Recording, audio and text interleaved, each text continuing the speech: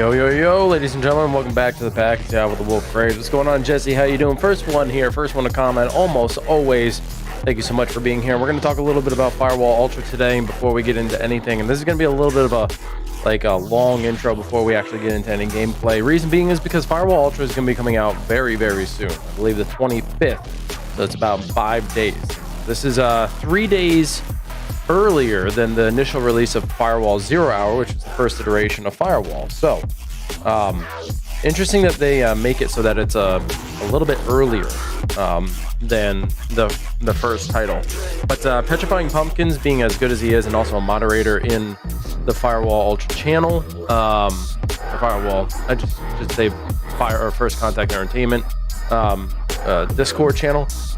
He is going through the Ultra questions, and we're going to get into that. And I kind of want to listen to things and kind of give my opinion on it. I'm just interested to watch this. I was going to watch this by myself, and I figure just reinstalling Darksiders 3. Did you already beat Darksiders 2? Because you said that you were playing that before.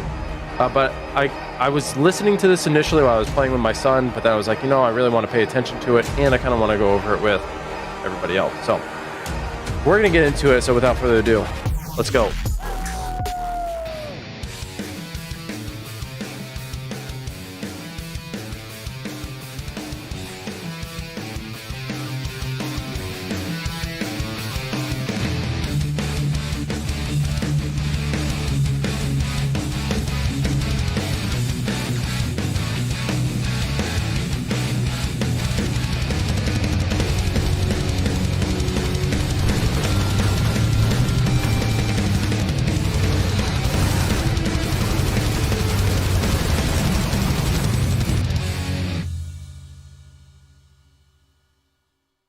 Love how the video was completely way too large throughout the whole thing. I was doing other things, and then I realized, wow, that is not the intro. That is typically that size. Anyway, we're going to talk a little bit about Firewall Ultra. Is it weird that I'm wearing my Alvo shirt? Yeah, but there's no connection. It's just I needed to wear a different shirt because I needed to switch shirts. I was wearing the same shirt from yesterday, and I couldn't be wearing the same shirt. I had to switch one. This one's breathable, and I love the colors. It looks good on stream. So I beat third first, then I picked up 2, but I have to reinstall 1 on Epic where I have 1 and beat it. Oh, okay. Fair enough. So I want to go over this stuff. Firewall Ultra is coming out in 5 days. I need to pre-download it on my PS5, and I will be playing that. I know I got to get back to Red Dead Redemption 2, but August through October is going to be a very busy game month.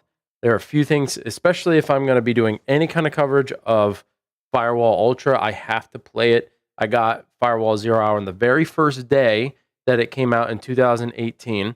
That was August 28th, 2018. I got it then, and I played it for months straight. I pretty much played no other game. Now, am I a Firewall fanatic? No. I used to be a Firewall fanatic. But I'll tell you one thing, the community definitely led me astray. I did the best that I could. I wanted to provide wonderful content, but this is not speaking in general, because there are a lot of wonderful people over in the Firewall community, but not arguably, there is no argument to it. There just is fact. There are a lot of toxic people in the Firewall community, and I do not want any part of that. People feel as though that they are, they have this right to bully others. And when you fight against it, they call you snowflakes and shit like that. So I don't want to go off on too much of a tangent, but they pushed me away from Firewall. However, I still have this endearing feeling towards Firewall, and I do enjoy it. When it worked for me, it didn't really work because the aim controller would never track properly. And so I was kind of done with PlayStation VR shooters. So I kind of left it at that, right? But I still did coverage for it. I did competitive coverage. So I know Firewall 0 Hour in and out to a significant degree. Firewall Ultra is bound to be different. There are some things that are going to be different about it, not just in terms of looks, but also mechanics. Especially without the aim controller. And also they've made some decisions that I'm not too happy about, but hopefully some of these questions will be answered. Now, where Pumpkins is coming into play here, and why this is an important video is because I don't have access to the First Contact Entertainment Discord. I don't want to be in there. There are too many negative people, and I don't want to deal with that. However, I am still interested in some of the questions, that people are asking. I am curious to know what people think about some of the answers. Now, David Janot, who was originally part of Upload VR, is now the new community. I don't know if he's a community lead or something, but he is definitely part of the community management team over at FCE. And so he's been answering a lot of questions. Do I like this guy? Not very much. Last time I was in one of his streams, I had made a statement and he just shot me down as if I sounded like an idiot. And it's like, dude, your position is based on your opinion. And I presented an alternative opinion and you're telling me I'm wrong. That's kind of weird and bizarre. And I don't appreciate that. Everybody should be open to their opinion and at least have it be heard without feeling like a complete, being made to feel like a complete moron. So I don't have a lot of respect for the guy, but you know what? He's been doing a pretty good job at FCE. And he's under different management. So, I'm going to listen to him. He's got the info. When it comes to reporting, he can report. When it comes to live streaming, he's not super talented, and I don't appreciate him to that extent. But I will still listen to what's being said here. So I haven't had a chance to read these questions myself, and I'm curious to know what is being said by the general community. Now, keep in mind, in what I did catch while listening and playing with my son, there were some people who are making judgment calls on the game, and the game hasn't even been released yet. This is what the community does. They say, this is bad, this is stupid, the development team is stupid, they don't know what they're doing, they're not listening to the community, they're just doing whatever the fuck they think they think is right, and blah, blah, blah, right? So they're already prejudging, right? You got to be careful with that because you don't know how something works until you actually play it. But we're going to hop into it here, and we're going to have a little listen. I want to make sure the audio's up. That's a mute. Okay, here we go. Go through every little topic, and David Jagneau is the First Contact Entertainment developer who was going through and answering all the questions. So I'm just going to go to them in order. Some of them have a lot more than others, but we'll start with what I have here, which is what time will Firewall Ultra release on the 24th? Firewall Ultra launch is at 8 a.m. Pacific time. So that's 3 hours behind me. So that will be 9, 10, 11 o'clock in the morning, which sucks because what day is the 24th? 24th is a Thursday. I hate that. No one's going to be home for it. Time. So you should be able to plug that into a time zone chart online, or if you pre-ordered, you can pre-download, like others said, and the timer of the game. Yeah, sometimes, your local time zone. I think this game is going to be fun to play Eastern time, and watch. 1 p.m. and for my time, that is, oh no, wait, it's not 1 p.m. Is it? Yeah, it's 12 noon for Eastern. 11. It's 3 hours. Again, is that 11? I think it's 11 a.m. for Eastern, and that's 4 p.m. my time, which is Ireland, also the UK, same time as me. Next up was a question about where are the servers' locations and will players be allowed to cross boundaries? So either as solos or as part of a team. Example, if team is composed of us or US, Australia and Europe players, what happens? So David Answer says, I'll have to chase down answers to the server questions tomorrow. Lots of variables and complexities. Now, here's the thing. Here's my thought on this, right? The fact that they moved from player-to-player connection to server-based connection, I think, is a brilliant move. They garnered a lot of equity. Well, I don't want to say a lot of equity. What I do know is that they did get some money, right? However, I don't believe they got as much money as people think. The upside to this, though, is even though the devs may have not gotten a grandiose amount of money based off of the first game is still successful to the extent that it is one of the only PlayStation VR 1 titles that is routinely played day in and day out, which means there is a high demand for this title. Why is this important? Because Firewall Zero Hour and Firewall Ultra, just the Firewall series, is an IP owned by Sony. And with as much support for the first iteration, Sony is banking on Ultra being a massive hit. So they're probably going to monetize some things. They're going to try to get as much money out of it. And they're putting enough money into it to give the game good servers. Why is this important? Because you can have server-based gameplay, but if the servers, regardless of their location, isn't good, then connection for people just isn't going to be good. But if the servers are good, regardless of the location, you're going to have a good experience. So yes, if let's say the servers are located in Europe, which they won't be, they'll be located in the United States. But if they were, let's say, located in Europe, then yes, I would have a worse connection. But if the servers are good, then my connection would be better, stronger. The bandwidth would be there to support the distance between my internet and the server location. I cannot read that. Oi, vamos brincar de rimar. I think that's how you say it, but I have no idea what that means. Anyway, not that I don't care. I just I'm on a point and I don't want to lose my train of thought. So my hope is that Sony puts a lot of money into good servers rather than just mediocre servers, so that everybody, regardless of where you are, has good connection. You should be, well, Brazil, I would say South America is still going to have kind of shit connection. Their internet isn't great down there. It just is what it is. And I hate that for them. I truly hate that for them, because you have some phenomenal Firewall players down in South America. Some of them are like top tier, like super good players, but they are burdened with such terrible connection. At play there, but I'll see what I can find out. And Jabadier, who we know from the channel, well, from a long time ago, says the game unlocks here at 1 a.m. Friday morning in Australia. Will the servers be ready to go then? As I'll be ready to go then. And David says, my understanding is 8 a.m. PT. And then whatever time that is for you, maybe check a time zone converter. Getting us on the 20th. And the time 11. So you have to assume that based off of the 8 a.m. PT, because they are located in California, that's where their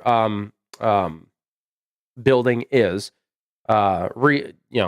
Yes, they've said that, but I've had my fair share of conversations with Hess and Frank and Trevor. And in fact, I even recently spoke with Hess, like within the past month, regarding the competitive scene. So if they say it's going to be launching at 8 a.m. PT, you can reasonably suspect that it's going to be simultaneously launching throughout the world. I think Sony will want that. Thank you, Donnie. So far, basic. What grenade types will too Okay. spicy? But let's get into the Next about topic. the equipment. I'm gonna be skipping through some of the dead spots, so just be prepared. What grenade types will there be? And I guess that was that. What did he say? Why is my phone beeping? Sorry about that. I'll just check it real quick. Nothing important. So I want to read some of this. What do the buttons on the sense control? What, bud?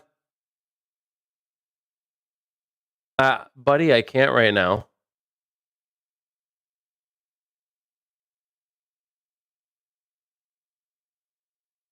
I know, but that's why I said we should probably put them away and get ready for bed. Okay, well, if you leave it alone, do you want me to put them together tonight? Because I can put them together later. Okay, just leave them up there and I'll put them together, okay? All right, love you, bud. What do the buttons on the Sense controllers do? Example, and are they customizable? Most important. So they're looking for like remapping. For throwing equipment such as grenade and flashes, does the player have to physically throw?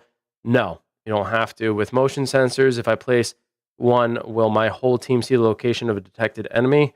Or would it be possible to link motion sensors with the friendly player? So both me and the team, okay. We aren't releasing equipment list pre-launch, but we will have expected grenades like frag and smoke. Okay. So we aren't releasing equipment lists pre-launch, but we will have expected grenades like frag and smoke and some others as well. There's a lot of equipment in the game, don't worry. Gadget variety is definitely something that we think really sets Firewall Ultra apart. So this person asked for throwing equipment. Hold on.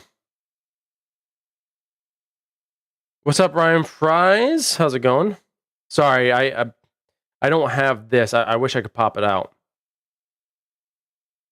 The cheating at this game will be much more broad this time. Yeah, maybe. Brazil, yeah, you agree. Firewall will have many bugs at the beginning. Likely. Or no, here's the thing. Like Firewall 0 Hour released in a very good state, right? Like it just did. There weren't a lot of bugs. So in terms of quality assurance, I can give them credit for that. They didn't have a lot of bugs. My question is like what will be available down the line? You know, like how much equipment, how many weapons, how much are they actually transferring over from Firewall 0 Hour to Firewall Ultra? Can you run your statements through Google Translate so I can respond to them? All right, this is what I'm going to do. I'm going to take this. I'm going to get this over here. Oh yeah. Don't get me wrong. I get that, but you also have to remember, with I almost said Nightfall. You have to remember Nightfall only broke because they did a complete revamping. When the first Firewall 0 Hour came out, the first iteration, they didn't expect it to blow up as big as it did, but they got enough support for it that they decided to redo the UI, the user interface, which meant redoing all of the menu systems and also redoing the pre-animated character pre-rolls in the lobby. So like that's kind of what broke it. Like they were redoing a lot of that stuff. So just that I'm not saying one thing at a time. It's just nonsense and funny stuff. You're just saying funny stuff. Oh, okay. Hey, keep it going. I'm down with that. So Nightfall ended up becoming Nightfail for the simple fact that they did a complete overhaul of the game. The initial launch was good though. Excuse me. For throwing equipment such as grenades and flashes, does the player have to physically throw or is it a button press? And David says throwing equipment works like this. You may have seen in the footage already a white line that comes out when you have a grenade prepped. You equip the item, I guess that was a typo. Hold down R2 to create the trajectory line. So this is new that you actually have to equip the item. And then wherever you're looking is where it goes when you release the button.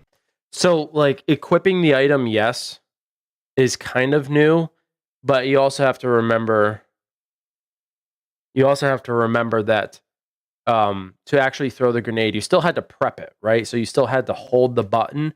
So this isn't too different. The only difference is that now you got to switch. Like you cannot from what we've seen, it looks as though you cannot hold a primary or secondary weapon while also throwing a grenade. You have to deselect a primary or secondary, grab the grenade, throw it, and then reselect the primary or secondary. Was that irony? No, I mean, I don't think there's any sarcasm or irony behind. Like, there's no irony or sarcasm behind my statements, and I don't think Ryan has any sarcasm behind his either. Like, I truly think First Contact should do well. I think they deserve to do well. They get so much shit for reasons I don't understand. Everybody complains about the game, but then continues to play the game. They keep saying the developers are stupid, but then they keep playing the game. So like I don't understand why the community has to be so hateful towards FCE when they do the best they can. And they like the community also has to realize like they're under the jurisdiction of Sony. Sony is the one who dictates whether or not they can say something, release information, yada yada yada. It's really intuitive and helps you actually throw us where you want it to go. So unlike Firewall 0 Hour where it was a button, this time you have to be equipping the item, which means you're not holding a gun when you're holding a grenade. Now I know you're not being hateful. You can't shoot while you're holding a grenade. Unless maybe you can shoot a one-handed pistol. No, that question wasn't addressed or asked. That's not what I wanted to click. Johnny Lobster. ruining my stream. Gameplay questions here now, so there's a lot of these. This is where there's some juice. All these questions. Now, not all of them were tackled, but we'll go to the David Jagno questions that he did answer. I don't think David answered any of those. Oh, yeah, he did. Holy crap. Here. So, will the enemies hear us talking? They're asking about proximity chat. Yeah, I am curious Ultra about this. Doesn't have proximity-based voice chat, so you'll only be able to hear. You'll only be able to talk. And I think this is fine. Proximity chat is it valuable? Yes. Does it create a sense of inert?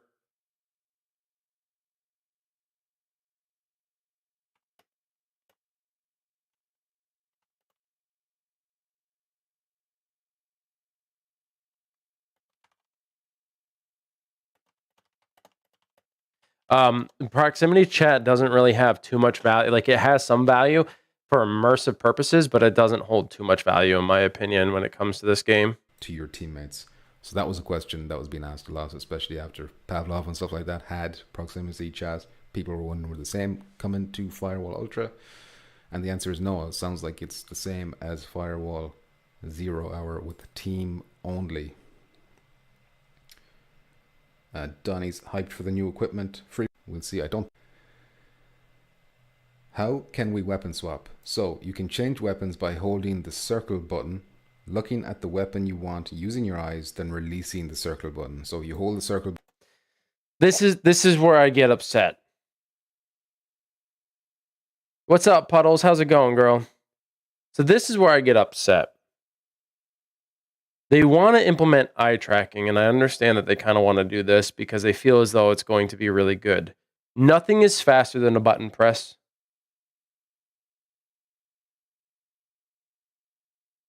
Map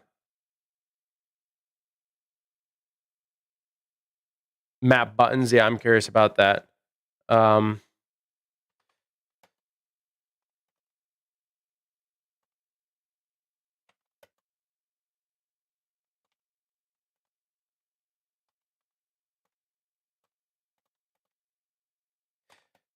So when it comes to using eye tracking, this is not a proper method. There's nothing faster than a button press. Nothing faster. They say you could do it quickly once you get the hang of it, and you can also tap circle to quickly swap to your knife. I don't like this. In Firewall, you tap in 0 hour, you tap triangle, switch to your secondary. You tap triangle, switch to your primary. Now you have to press circle or hold circle, look at the weapon wheel, remember where to look, which inevitably you will, and then select that with your eyes. You got to keep. So why is this a problem? Because now you're taking your eyes off of what's in front of you to look at your weapon wheel to properly select what it is you want, which means you are now setting yourself up to be shot. Never once should you take your eyes off of what is in front of you. You should, like, even when I play Alvo, right? Or if I played Pavlov or Contractors, like Pavlov and what's up, bud? Huh? I told you I will do that tonight, okay? All right. You should get to bed. It's almost 10 o'clock.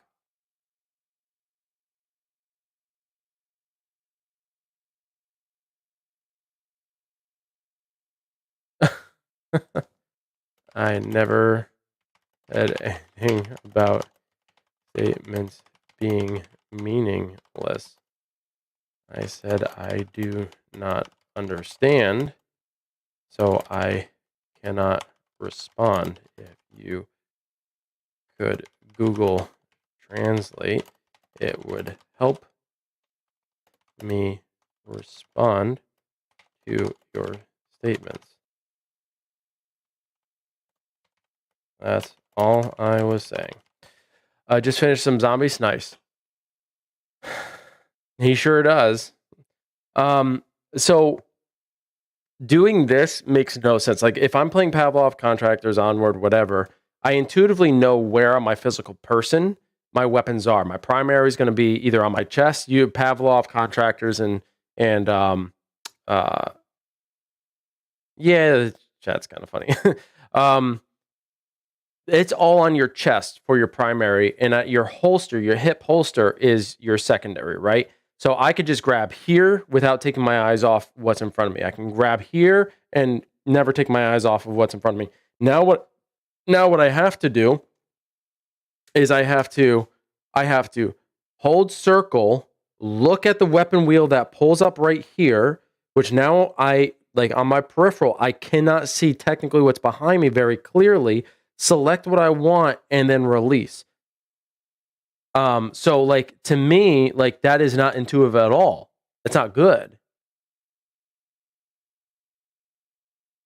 Oh, you said that. Gotcha.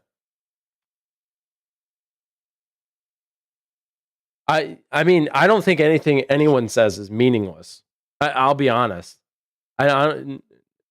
Nothing you say is meaningless. The only time anything is meaningless is if it's being, if you're being a bully or you're being argumentative in a nonsensical, non-critical way, and that's why you're writing in English. That's fair, man. Hey, it's cool. It's cool. Like, hey, you are welcome to say whatever you want as long as it's not hurtful, disrespectful. I am curious to know like what everybody's opinion is. So anyway. This is a bad implementation of eye tracking. Button that will bring up the weapon wheel. You can do this very quickly once you get the hang of it, and you can also tap circle quickly to swap. So to bring out the knife, you tap circle. So why not use the triangle button to switch weapons? To your knife, hold down the button. We couldn't equip, knife would disappear. Consist of a single primary weapon such as an assault rifle, SMG, shotgun, etc. A single secondary weapon such as a pistol, one lethal gadget, such as a frag grenade, and one tactical. So it's all the same as before. As a smoke grenade. So that seems very, very similar to reloading. You will, very similar. It's the same. If you run out of bullets and try to continue shooting, then you will reload automatically, or you can press X to reload instead. I'm pretty certain it was square to reload in 0 hour. As needed. That is the same as it was in 0 hour, except you press square on the aim controller instead of X. Is throwing grenades automatic? To throw grenades, you hold down R2, look where you want the grenade to go using your eyes, then release R. This might not be terrible.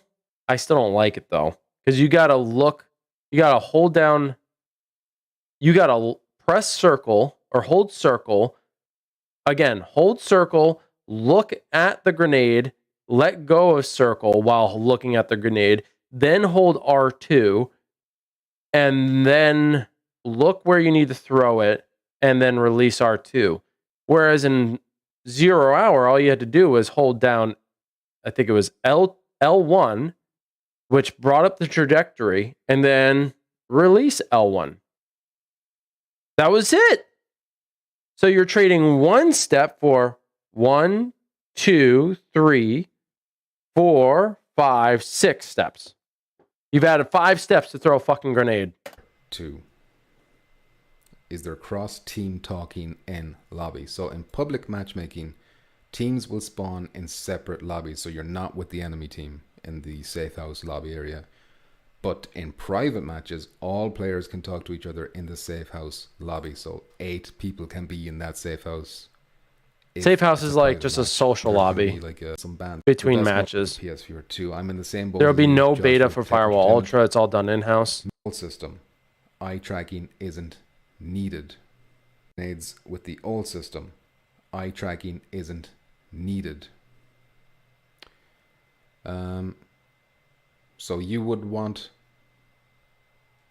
just like aim the grenade with your hand as if it was a gun, which is kind of what we did with the aim controller. Yes. But that was, it felt more natural with the aim controller because you had to, you know, you weren't equipping a grenade, if you know what I mean. Yeah, Mr. I Chop agree. is here. How you doing? Even weapon selection, I think that's going to take like a bit to get used to, maybe an hour or two before you're kind of. It's not intuitive. That's the problem. Move Master Mick, how you doing? Minner says again, eye tracking not needed for changing guns. I don't know. System is quicker. In which case, certain that we. Okay, let's move on. Will contractors have wrist tablets? Now, this was an interesting one because people have pointed out that in all the footage so far, nobody seems to have a wrist tablet. in any of the footage we've seen. So David says, on your left wrist, you have a small screen that shows things like the match timer and names of your teammates. Also, when you look at the left or the tablet never showed your name, the name of your teammates. The name of your teammates were on your HUD. So you look up, there's a chevron over your teammate, or not a chevron. Your teammates' names were over their heads, acting as like a identification marker, right? Like a little chevron. That wasn't on your tablet. So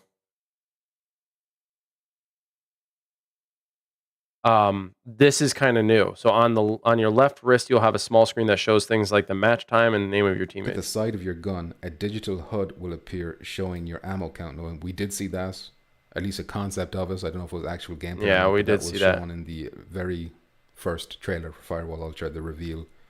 But we haven't seen this little screen.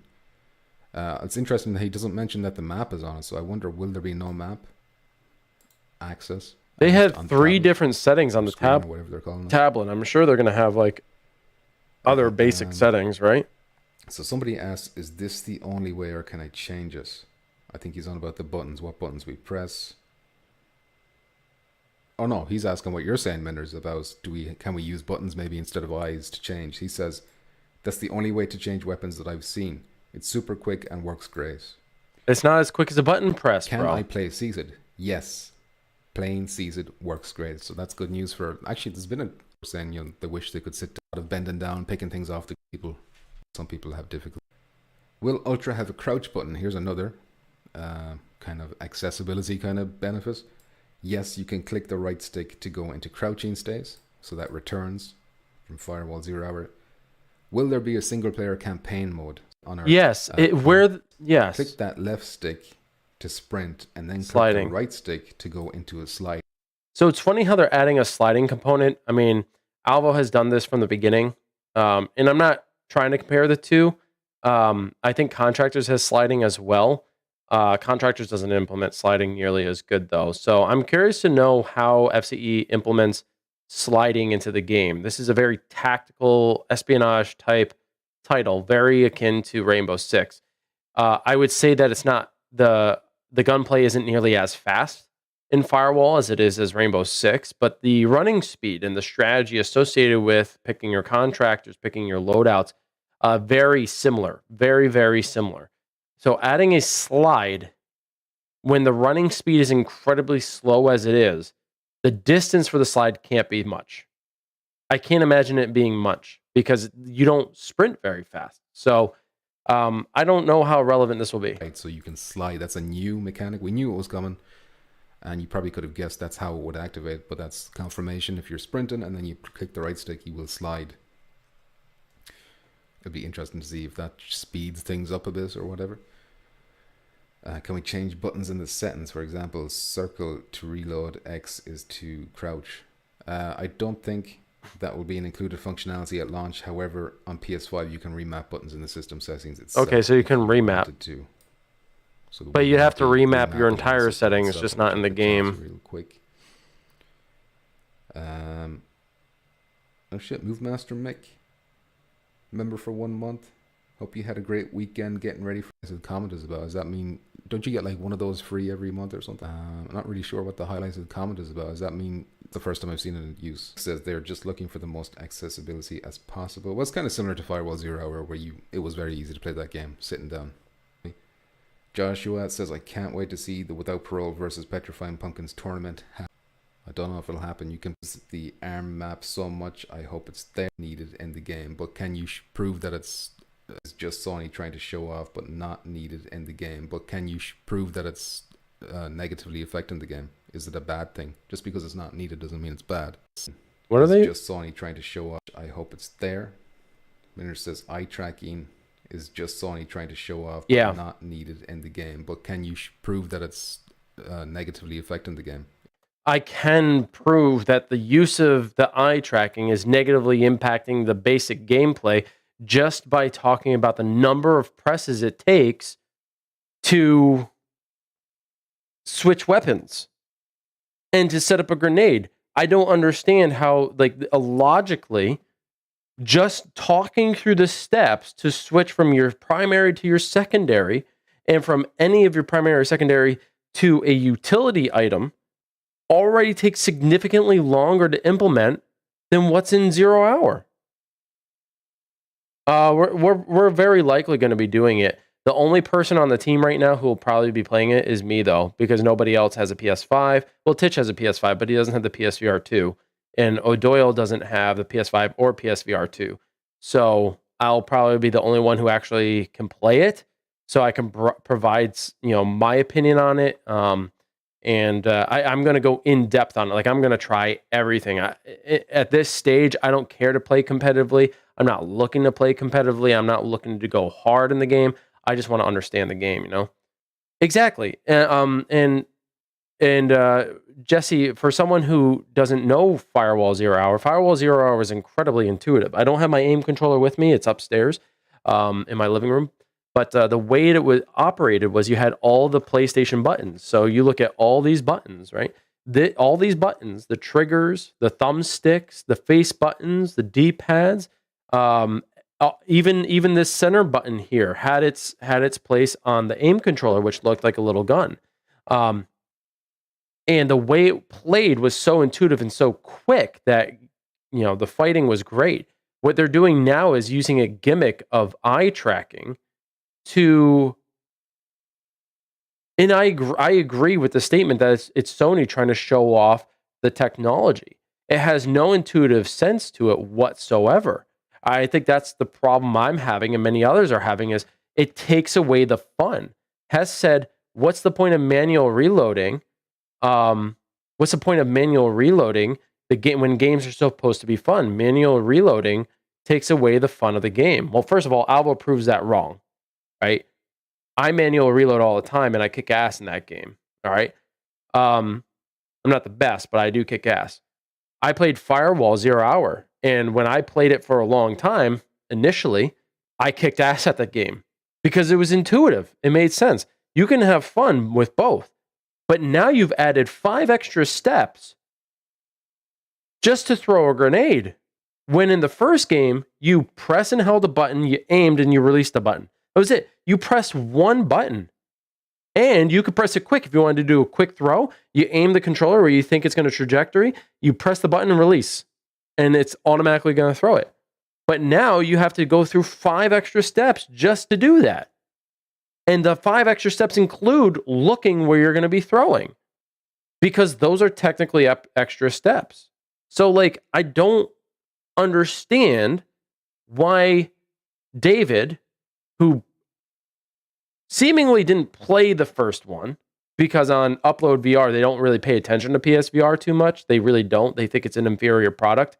And I'm not just saying that, listening to their commentary, they never talk about it. None of them hardly play it. If they play it for a few hours and that's it, and then they move on. So they have piss poor representation over at Upload VR. David, as I understand, never played. And if he did play, again, it was very limited amount of time.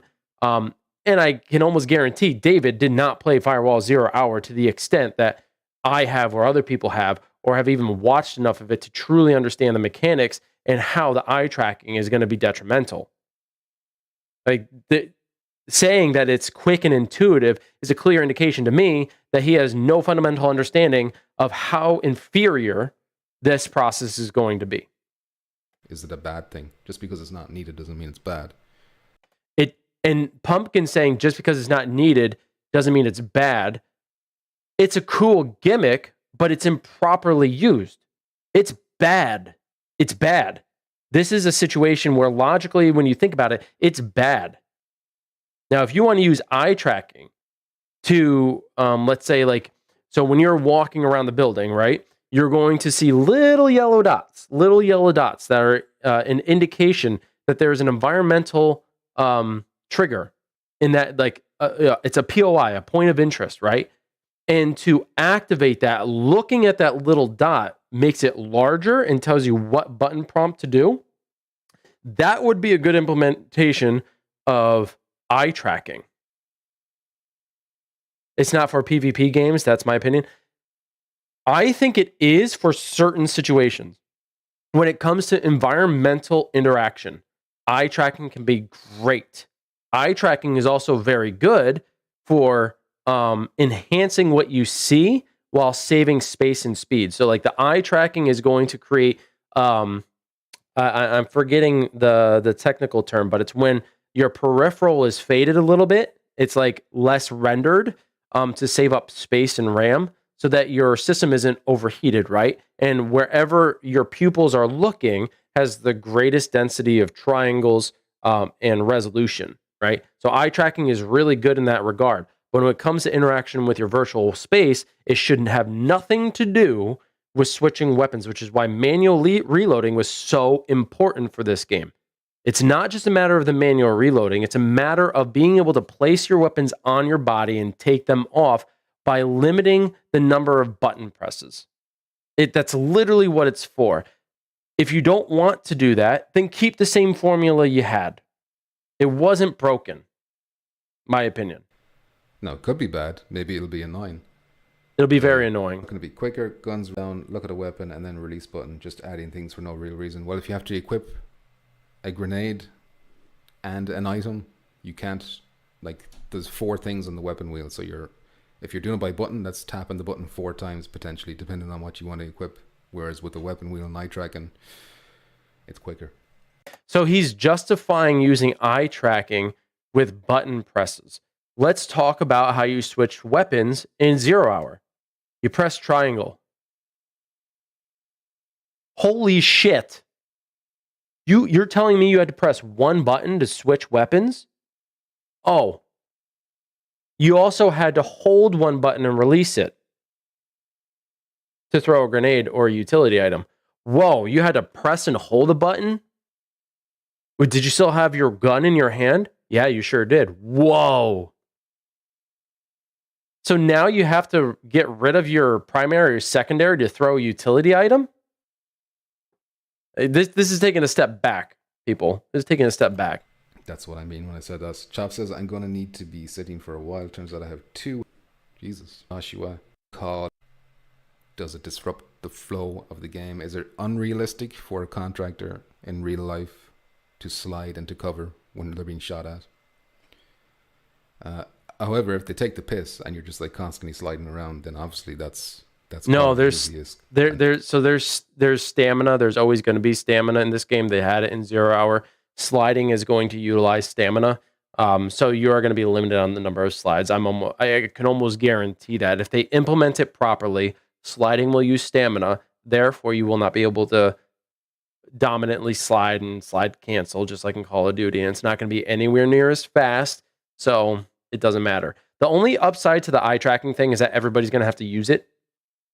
So your opponents are not going to have any advantage over you. They're going to have to go through the same painstaking process. Too arcadey or whatever. But if it's just like slide, maybe 1 or 2 feet so you can get into cover, and then there's like a cooldown timer on it, that's different. Not a cooldown. See what it looks like. Oh, you can only use the sense controllers. Like that. No, that's not for me. Dune says, I preloaded this game. I heard it's no Pavlov and more cartoony plus arcadey. Is that true? I'd say Pavlov is the more cartoony arcadey one, if that's what you mean. I'd agree with that. Firewall is more like a Rainbow Six Siege. Firewall is much more realistic than Pavlov. Pavlov is more Counter-Strike. Give you the LMG? They won't have an LMG, but they're finally putting a sniper in the game. Where was it? So they tried to put a sniper-like gun in 0 Hour, but the Reaper, it didn't do what a sniper should. Is there a calibration menu? Is there a virtual gun stock? So David says, no calibration menu at launch for gun stocks. There is not a virtual gun stock option, but our ADS feature, which is a thing I'm very confused about, has similar functionality that you can try out. This is true, Jesse. This is true. Nope. So the ADS feature, I think, is a simple. You lift it up, you reach a certain proximity to your face, and the gun is going to automatically go into ADS mode. And for those who don't know what ADS is, it's aim down sight, right? So you're going to lift it up here, and it's going to snap, right? And it's going to put it right in the spot that you need it. Now that begs to question, because we have free floating hands. Well, arguably free free floating hands. What are you going to do? What are you aiming with? Are you aiming with your backhand? Are you aiming with your front hand? Can you aim with both? Are you going to have to try to hold it steady while it's ADSing? Because that's going to be a pain in the ass.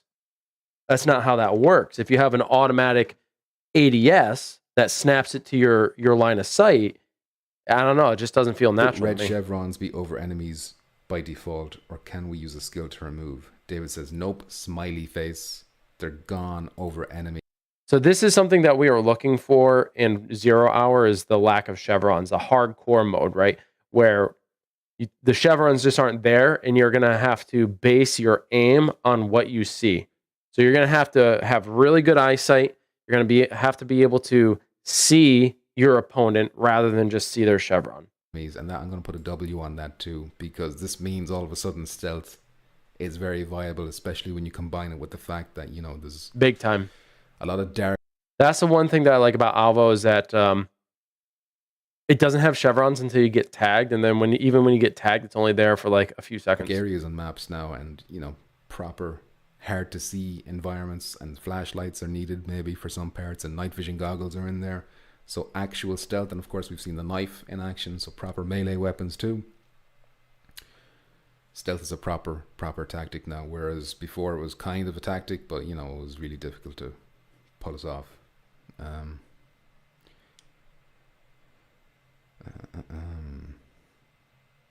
So the person asking about sliding replied saying, is that in the safe house only or in the actual game? So David says the game as well. So just in case anyone else had that question, I would have assumed it was in both anyway. And then somebody asked, can we make a clan or guild in game, and what features do they have? So David says, we won't have any official clan/guild features in Firewall Ultra at launch. Right now the team is just hyper focused on making sure the game itself is as great. Which is great. I'm happy about this. Make sure the game works, the base functionality of the game works. I do like the idea of clan/guilds or teams being made. I think this is leaning more towards the esports side. That makes me happy. I want to be able to do that in Alvo, which I believe is going to be a feature in the future where you can add like a clan tag. If FCE are going to do that with Firewall, I think that's a big W. As can be. Okay, we're moving on to others. Contractors in that.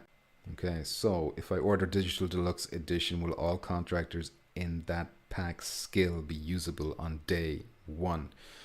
Yes, the Digital Deluxe Edition includes early unlocks for Fang, Mako, Node, and Skip. So there's another rundown of contractors, which I think I want to watch, that Pumpkins also does. And it goes over each of the 6 characters, I believe, that they're going to have, or the 4 or whatever. I think it's 5 or 6. The only person whose skill has actually changed was Skip's, which upsets me because Skip was my favorite. I assume he was focusing on the skills. Well, at least I'm getting the Deluxe Edition. I could have told you that would be the same as everyone else. Everyone will get access to the game at the same time. Deluxe. And we, which means First Contact, stream some gameplay before release. So this is something they said they wanted to do, and the answer is we won't be streaming Firewall Ultra pre-release, but you can expect to see a launch stream on our YouTube channel as soon as the game is live. Yeah, that's fine. As they so often do. Is the red dot static now, or does it still float around? Oh yeah, there was a complaint that the red dot was like moving when it was on heads or something. So the red dot always did that. And that's one of the issues that I had is like, if I was looking past a corner, so let's say if I'm on I'm on newsroom, right? And I'm looking, there's like a conference room on the left in one of the corners, and you look down a hallway and there's panes of glass, right? There's 2 pillars and then there's panes of glass, and this is near one of the sides of the building, right? And we're trying to hold that hall. If I am trying to look between the two corners, right? There's only like this much space between the corner of the wall I'm on and the corner opposite of the hall from where I am. And if I try to aim between the two, the red dot would stick to the wall. So I couldn't get an accurate shot because the red dot always moved. And it pissed me off. It pissed me off. I could never get a proper shot because of that. And it was always the case. I thought it was me, but apparently not. It's everybody. The specifics of that. So David says the red dot is static on the sight itself. So it's up to you to physically align your shots when aiming with a weapon that has a red dot attached equipped. Is that what you're asking? Yeah, and the red dot was supposedly static in 0 hour as well, but it wasn't. It had like this auto lock mechanism that never actually worked. It just moved your fucking red dot and screwed up your shots. Somebody says, can you explain that before? Is it launch? I'm not going to go into that because... Can you explain differences between the versions at launch? Let's see, includes 4 contractors and associated skill, as well as 4 weapon camos. So you get extra camos and access for the first operation pass, which is essentially the first season. The contractors and camos can be unlocked through normal gameplay without the DDE, though. This just unlocks it early for you so you can have it immediately. It just takes time. Both versions of the Reaper X75 legendary weapon is in the pre-order. Okay. As we've covered, how many gigs? 18. I don't care about the gigs. So yeah, he says, yeah, the pre-download isn't the entire game. It'll have to update once it goes live, but having it pre-installed definitely gives you a head start over people buying it fresh. Ha. So be prepared. So there's more to download, 18 how much gigs? Control over eye tracking settings do we get? So generally, that's handled by the PSVR 2 hardware. What do you mean exactly? I highly recommend recalibrating your eye tracking before playing for the first time. You use eye tracking to navigate menus, select weapons, throw items, avoid flashbangs, and a whole lot more. So yeah, that's another use. What's up, Ace? How's it going? That's another use, Jesse, for the eye tracking. So aside from just using it environmentally to, as my suggestion was, use it environmentally to interact, rather than using it to select a fucking weapon, which is stupid. You can also close your eyes to avoid the effects of a flashbang. You can also cover your eyes with your hand to avoid the effects of it. So eye tracking has multiple utility purposes, but using it for weapon management is stupid. So there's that. For me, I think Crossfire are going to be better than Firewall. So the only upside to Firewall is that it's PvP. From what I understand, Crossfire is only co-op. It's only going to be a co-op experience. So in that regard, I don't think it's going to be better. I think intuitively, like gameplay wise, I think the basic gameplay mechanics are going to feel more intuitive than Firewall. That's my opinion. I don't know though. I'm not really paying attention to Crossfire Sierra Squad only because will I get it probably when it's on discount or something. But I don't really care. Like if I'm going to be going through it and I beat the story and there's like no end game stuff to work on and I got no one else to play it with, I don't give a shit about it. The upside of Firewall is that you can go in and play PvP all the time. With regards to the mechanics though, there's a chance it could be better, yeah. Let me go to the chat again. Germ says, we still have all the same buttons on VR2 as VR1 and every weapon or gadget is one button press away now because of eye tracking. We have a weapon wheel. Shake my head. And Germ answered your references. Everybody's hating the eye tracking. Friendly to approach you. Winner says, I'm worried that the game never had a beta to sort problems out and instead launch is... So even 0 Hour didn't have a beta. They did internal testing. And they're going to forever do internal testing. Sony doesn't have open betas. Like they can. Alvo has open betas where you can invite community members to work on betas. Absolutely, they have that. But it's not. But Alvo's not a Sony IP. Firewall is. So they will only have closed betas to internal testing. That's it. I cannot see Sony doing it any other way. Nothing more than a beta. Wise to be cautious. Well, it's always good and wise to be cautious. So if you're thinking that way, if that's what you're feeling, then just sit back on day one, watch as many people streaming as you can, or get as many first impressions on places like Reddit or whatever, and then you'll get a better idea. So if you're worried about it, absolutely, what was I? any, all, or none? We are going to play in the same maps all over again in Firewall Ultra. That's what I don't like. Give us a new game, bro. My only counterpoint to that, Ace, is that yes, they're going to be this. They're technically going to be same maps. You're going to have oil rig. You're going to have office, and you're going to have a couple other maps. I think he's going to touch base on that, but it does say new maps. But the difference is that they're different. The lighting's different, which means there's very, very dark darks. So you're going to have excessive shadows. You're not going to have the active chevrons over your opponent's head when you can see them. So stealth is going to be a big thing. You're going to be able to hide in corners and stuff effectively, and your opponent won't see you because of the stupid chevron. And the environments, although they're the same locations, they look way different. Like way different. So are they the same locations? Yes. Are they the same map? Not really. So I think that they have changed enough on the maps. Like oil rig, I suspect is going to be bigger, right? They have more space to play with. You're going to have different lighting. You're going to have different environmental effects that causes different lighting. You're going to have shadows because you're going to have active flashlights. I think the gameplay is going to be different enough, and the environments have been changed enough that it will feel like a new game. The only upside to playing Office, for example, is the entire base layout. Like if you take all the central assets out, the couches, the desks, blah, blah, blah, right? You take all that stuff out, you have the same basic layout. So anyone who's played 0 Hour already has a general sense of like where everything is.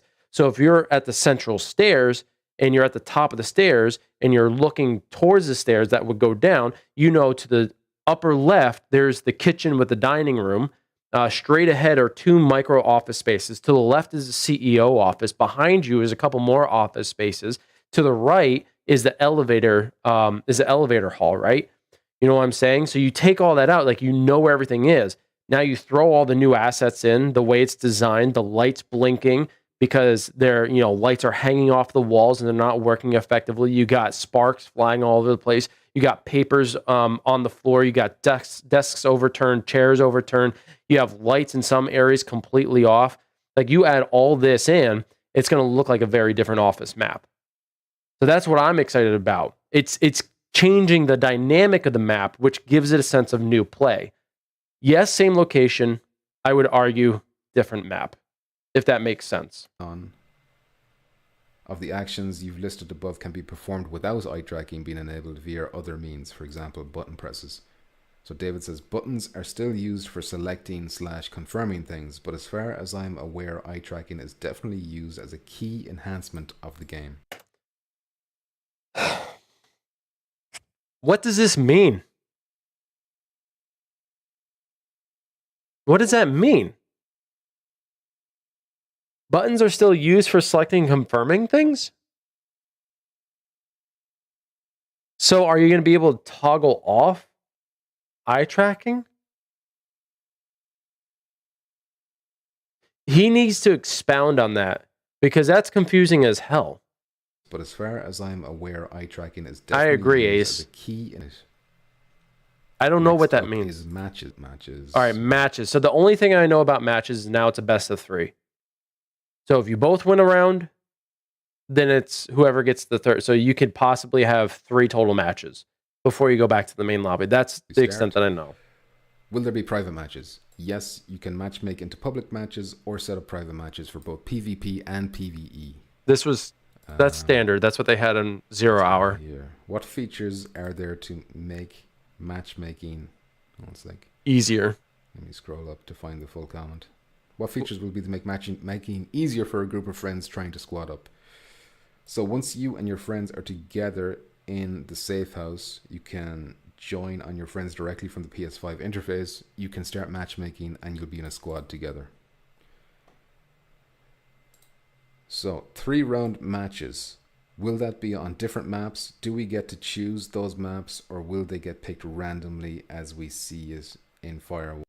That's a very good question. That's one question I had, is with the new best of 3 rounds, Are you going to be alternating maps each round, or are you going to stay on the same match? Well, that's a good question. What is David's response here? So once a match starts, you will alternate between attacking and defending No duh. on the same map until one same team map. has won twice. It's a typical best of 3 scenario. Then you go back to the safe house before the next set of rounds. Map selection is always random for public matchmaking. So that's fine. As long as the best of 3 is on the same map, I think that's important. So anyone wondering if round 1 will have a different map from round 2, they won't, and that's fair. I think that's what you want. You wouldn't want to be messing up maps because it's like, hey, you got to attack on this map, which is better for attack. Yeah. It balances out the fairness. Defend for whatever reason, you know. That was my thought exactly. Hopefully they'll be balanced, but there'll always be something. What will the timer be for matches? So when the lobby is full for all teams, there will be a 2-minute countdown timer, and then the match will start. I'm sorry?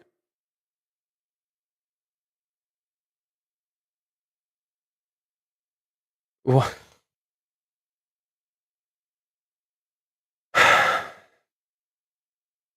So in the main lobby, while you're waiting for a match to start, you have to wait a minute, right? It was a minute, 60 seconds before the match started, or was it 30 seconds? What was it, 30 seconds? I forget. 30 or 40 seconds. There was a timer. It was less than a minute, though. It was less than a minute that you had to wait before the match started. Now you're telling me that when everybody's in the lobby, now you have to wait 2 minutes to start a match? Excuse me? So upon having to wait for people even to fill the lobby, let's say the lobby isn't filled, right? Like it's a 4v4. Let's say there's 7 players. You got the good old 7 of 8 problem. Even though this is not player-to-player servers, which means the lobby won't close. But imagine someone needs to step out, and that cancels out the timer, right? Now you're into the dreaded 7 of 8. You're telling me when you get a full 8, you have to wait 2 minutes before the match starts? 2 minutes? Or we're going to have a circle jerk? Why do you got to wait so long? You got 8 people in the lobby. Give us a minute or less than a minute. It doesn't take long to set up a loadout. If anything, you should already have your loadouts pre-made. Why you got to wait 2 minutes? When the lobby is full for all teams, there will be a 2-minute countdown timer, and then the match will start. What is that? Now I got to wait longer? Bro. Interesting. So in Firewall 0 Hour, there's a 1-minute timer when everyone was full in the lobby. For selecting loadouts, you can set your loadouts for attacker and for defender in the main menu. I like that. This way, it will also switch when you flip sides. I like that. You'll do all your progression. What happened? So I just got pissed off about the wait time. So the way Firewall 0 Hour worked, and I could show you because I have like what, around 30 videos of my past Firewall gameplay. It used to be like one of the only things I ever streamed. So it's a 4v4 matchup, right, Jesse? 4 attackers, 4 defenders. And the way 0 Hour worked, because it was player to player, you needed a full team to start the match because there are no bots in Firewall. There never will be bots. It's only players.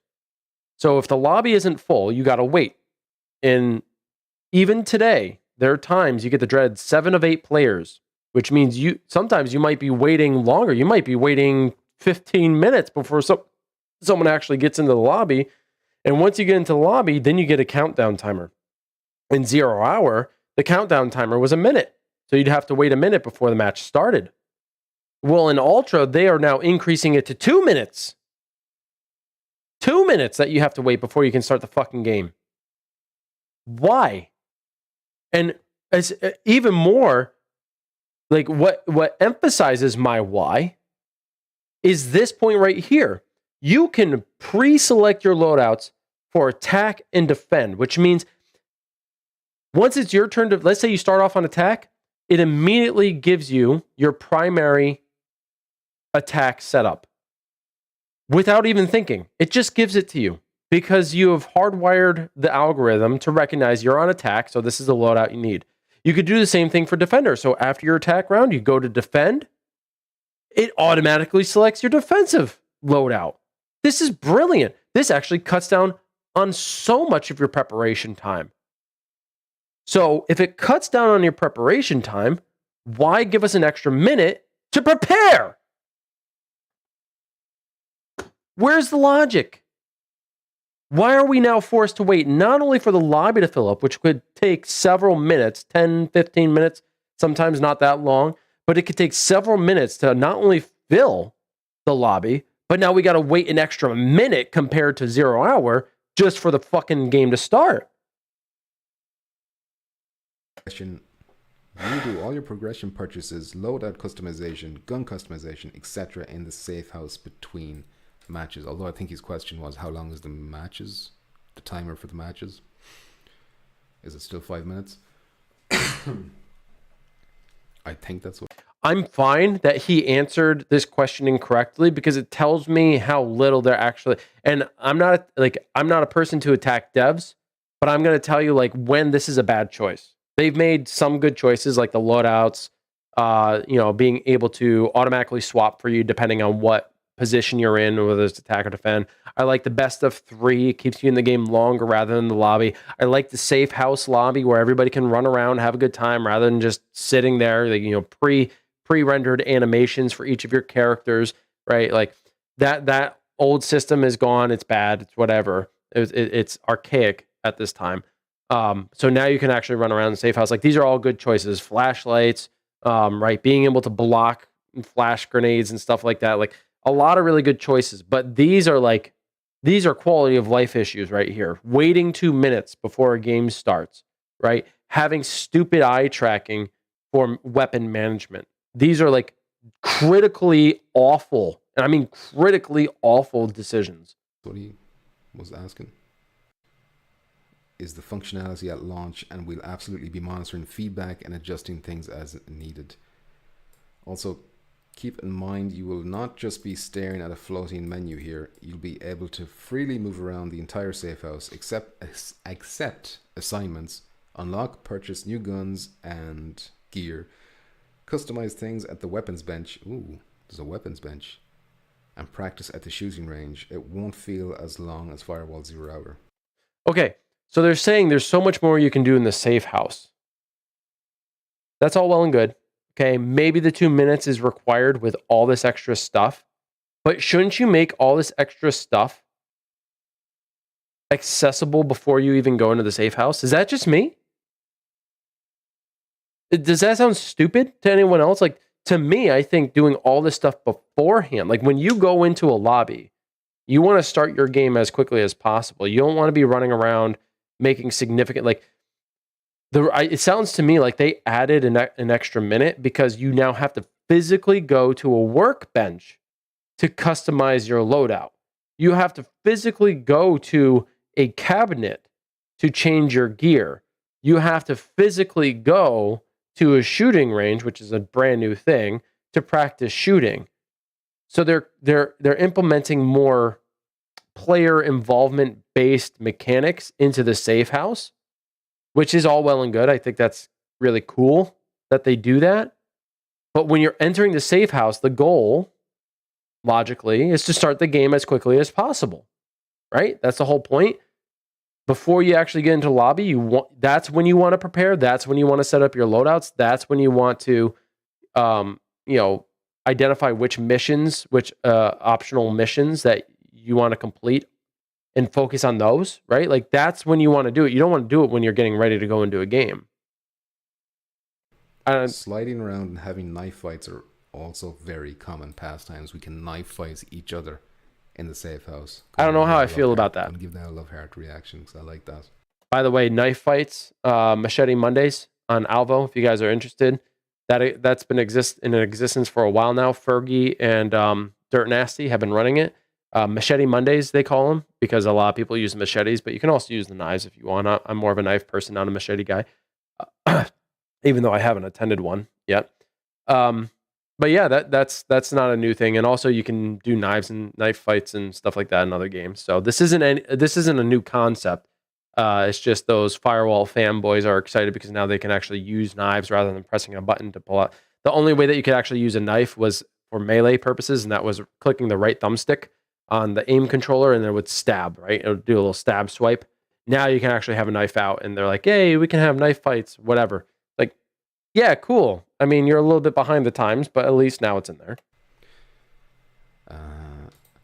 What say you, chat? Most of the Americans will be at work. They with Frank. Got Viewer Lake says, I want to see early gameplay with Frank. Minners says, not worried, but just admit this is a disaster of a launch. Nothing of a disaster. For the sequel of what was one of the greatest viewer games ever. Still meet people online that have no idea Ultra exists. I'll admit, like, if you mean disaster as in nobody knows about us because the marketing has been so bad from Sony, I'll admit that 100%. But as far as it's going to be unplayable at launch, it's going to be a disaster or whatever, then I don't have reason to think that yet. I have reason to suspect it's not going to be great. For fuck's sake, 1 minute was too long. I disagree 100%. 1 minute was too short. For me, I was getting distracted too much talking, and then I was like, shit, I forgot to switch my mind. Well, that doesn't mean that it was too short. This is your opinion, and you have a right to it. But 1 minute was really long when you tack on the waiting period to fill out that fucking 8 of 8 lobby. So if you were chatting away, not paying attention to your loadout, the only reason you paid attention to your loadout is because you're like, oh shit, the clock went down and I forgot. It's because you were talking. You admit it yourself, Pumpkins. Like, this has nothing to do with the counter. The counter of 1 minute was significant. I can change an entire loadout before the 1 minute was up. If I was strictly focusing on that, I could do it in 20 seconds. 20 seconds, I could change it. And then I'd still have to wait an extra 40 seconds. Here, you're sitting for an entire minute, if not longer, because you're waiting for people to fill the lobby. And then and once that lobby is filled, now you have the minute countdown, and you're admitting yourself, you're distracted by talking. Well, so don't say that the 1 minute was too short because you were sidetracked because you were not paying attention to your loadout. That's actually user error. So Pumpkins, I have to disagree with you on this entirely. That's a complete error on your part. If you're not paying attention to your loadout, that doesn't mean that the clock was shorter, because here's the thing. If it's a 2 minute timer, right? And now you can actually run around. I've watched you play Pavlov. You like to run around and play and have fun. And I think that's really cool. And I think it's very engaging content. I enjoy it. I enjoy watching your Pavlov stuff. But you're running around, you're engaging with your teammates or whatever. That's all well and good. You're going to be doing the same thing in this free, this pre-match lobby, right? You're going to be doing this in the shooting range lobby, the safe house that they call it. Guess what? That 2 minutes is going to seem very short because you're going to be distracted by doing all the other things that you were doing in 0 hour, except now you have extra time to do it and you're not going to pay attention to your loadout. And this is what's going to make it worse. Now you actually have to run to your loadout bench, as opposed to being like, oh, let me do a quick change here because here's the UI in front of me. Let me just do a quick change. No, now if you want to change something, you're like, oh, I got 10 seconds. Now you got to run your ass all the way over to the workbench just to change your loadout. And it's not going to take you 10 seconds. It's going to take you like 7 seconds to get there and 3 seconds to try to change anything on your loadout. So now you're going to tell me, because you are distracted by talking, having fun, and doing all the things that you should be doing in VR. Now you're going to tell me 2 minutes isn't long enough because now you have extra time to do that, and you're still going to forget to change your loadout. Am I wrong? Am I wrong? You can't make a statement that, oh no, 1 minute was too short because I was distracted. That doesn't make any sense. That's not logical. They used to that aim controller, bro. That's why there is no manual reload. Yeah. So like, in my mind, him making this statement is like, oh, it's too short. Mines to grenades or whatever. And I had no time to switch my... Just listen to this again. 1 minute was too long. I disagree 100%. Listen to this. Was too short. For me, I was getting distracted too much talking, and then I was like, shit, I forgot to switch my mines. So is that the timer's fault or is that your fault? To grenades or whatever. And I had no time.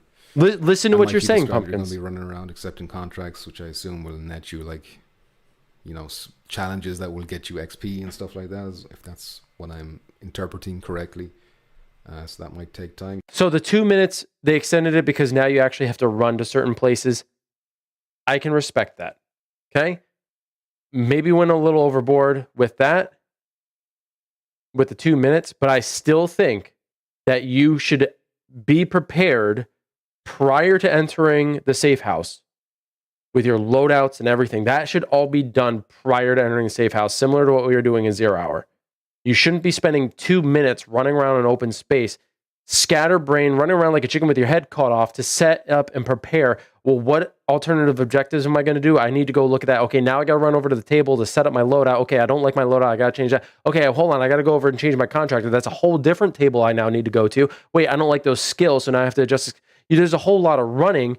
You're going to need more than 2 minutes to do all that if it's not a close quarter kind of area. You're going to need 3 minutes. You might want 2 minutes. I agree with you, Ace. Although that is ready his up problem. button would be nice for those who don't want that. A ready up button. That's brilliant. Leaderboard ranking. Board global. Does anyone care about the leaderboard? I'm not gonna listen to his comments here. Spanish audio. Will there be seasonal leaderboards as well, so anyone can have a go and not feel behind when starting late? My understanding is that the team is still fine-tuning how leaderboards will function, but I believe the plan is to definitely let you filter by friend or global. This still doesn't help. The way Alvo does it is now, like they've had weekly and global, right? Weekly and global is pretty much all you need. However, now they've actually broken down to game modes. So you can see your rankings based on free-for-all, your ranking based on team deathmatch, search and destroy, hardpoint, and hell, even zombies. So now you have different tabs. You can see where you stand per those game modes, either weekly or globally. So you can see where you stand for the week. You can see where you stand for global. And that's it. I think that's fair. That's all you need. That's all you need. And that's for anyone who wants, maybe jackpot. In Firewall 0 Hour, Spanish audio works very nice. In PS Store, I don't see anything about language. That's not quite how you spell it, but that's okay. I think it depends on. I don't really. We'll have Spanish. I don't know how much that matters. UI. How will muting work? So if you want to mute someone on your squad, you can do that in your main menu. I don't give a shit to be on the leaderboard and playing to have fun. Exactly. I never was a leaderboard runner myself. I don't care. People don't base your performance and how good you are based on where you are on the leaderboard, right? Like if leaderboard was determined by KDR, I think that would be better. And I know people hate that stance, but KDR determines how many kills to deaths you actually get, right? Kill death ratio. That's what it means. If you are a killer, if you are very good at the game, that means your KDR is going to be higher, which is a determining factor of how good you are at the game, for the most part, on a solo level. Now, if you're looking to see how good someone is as a teammate, that is going to be based on team wins. So that's going to be based on wins, not necessarily your KDR, but number of wins, right? That's all I care about. What is your performance as a solo player and as a team player? Do you play team-based game modes? Like in Alvo, like it's easy for me to tell. Are they an FFA player? Are they free-for-all solo kind of players? Or are they team-based players? How often do they spend time in TDM, hardpoint, search and destroy? Can they play as a team? How are they as a solo performance? What's their KDR? Do they have, in those team-based game modes, do they have a strong KDR? If they have all these things going for them, that is what determines how good they are, not how many hours they put into it. Firewall 0 Hour is based on experience, and that experience was gained for how many matches you played, and how many matches you played determined how many or how much time you were able to spend in the game. So in general, when you break it down like that, the leaderboard was telling you how long someone played the game. You could have a below 1 KDR and still be in the number 1 spot on leaderboard because you have more experience, because you spent more time in the game. That's it. Experience meant nothing, and it means nothing. That's why Call of Duty ranking and Halo ranking means something. Because if you lose, you derank. In Firewall 0 Hour, if you get to level 50, you're at level 50. And anything beyond that, you're still at level 50 with extra experience. There's no prestige, there's nothing. So it means nothing. Even in Alvo, it means nothing to have the most experience. Gabba Kid has the most time spent in Alvo to date, bar none. And he is nowhere to be found on the leaderboard. Because it's not based on, the original. The original, right? The original leaderboard, it would have shown him. But I still don't think he was like, maybe he wasn't number one. I don't remember entirely. But regardless, you can have the most time spent on in the game and be number one, but still be a shit player. You know what I'm saying? It's going to be more tactical and slow. Yeah. There's a section for your squad in there. So a squad section in your main menu where you can mute people. Can you kick players from a squad? At launch, I don't think kicking will be there as an option. Interesting. Handle through PSN, yeah. PSN a few times. I could have answered this as well. No, Firewall Ultra is a brand new game in the series exclusive to PSVR 2 on PS5. Of how the leaderboards will work as soon as I can. See a preview of some of the contractors and their skills here, which is the video we made yesterday. I think it was yesterday. The 3-round system, so a question about that. So the question is, as the game now has 3-round system, will the final round still be attack, defend, situation, or deathmatch based? It just seems a little odd that one team would need to attack or defend twice in 3-round setup. It kind of makes it an unfair scenario for a team who needs to attack twice. I kind of agree with this. This is why I like the systems that we have in CSGO, in Alvo, I think even in Pavlov, in other game titles, right? I know people think that CSGO is like, you can have 31 rounds in total, right? Or no, sorry, 32 rounds in total because you could tie 16-16. Alvo, you can't tie. You can have upwards of around upwards of 11 matches, right? And people think that this is excessive, but in Alvo at least, and I'm comparing it to Alvo because I know Alvo is super in depth, and I really like some of the systems that they have for the game modes, right? In Alvo, every 3 rounds you switch roles, right? So you attack 3, and after those 3, you switch to defense. Then you play defense, and then you play defense for 3, and then you switch again to attack for another 3. Right? I like that system. This is exactly the reason why this system has been implemented, because in a situation in a best of 3, you're either forced to attack twice or defend twice. And is that really fair? So the response is, it's best of 3 and you flip each time. No deathmatch for a 3rd round. The side you play at the start of a match is randomly chosen. In my experience from playtesting, the win/loss ratio for attack and defend is pretty even. I just want to point out again that his opinion on the matter means nothing because he didn't play enough of Firewall 0 Hour. So he doesn't get it. He cannot make a genuine objective analysis of the best of 3 in Ultra without having played the original Firewall and understanding the basic mechanics of the original base game and knowing how the integration of the new mechanics and the integration of this new 3-round game mode, he won't have an objective stance on the impact. There are maps in Firewall 0 Hour, which I just did argue that they are going to play differently now in Ultra. But there are maps in Firewall 0 Hour that are heavily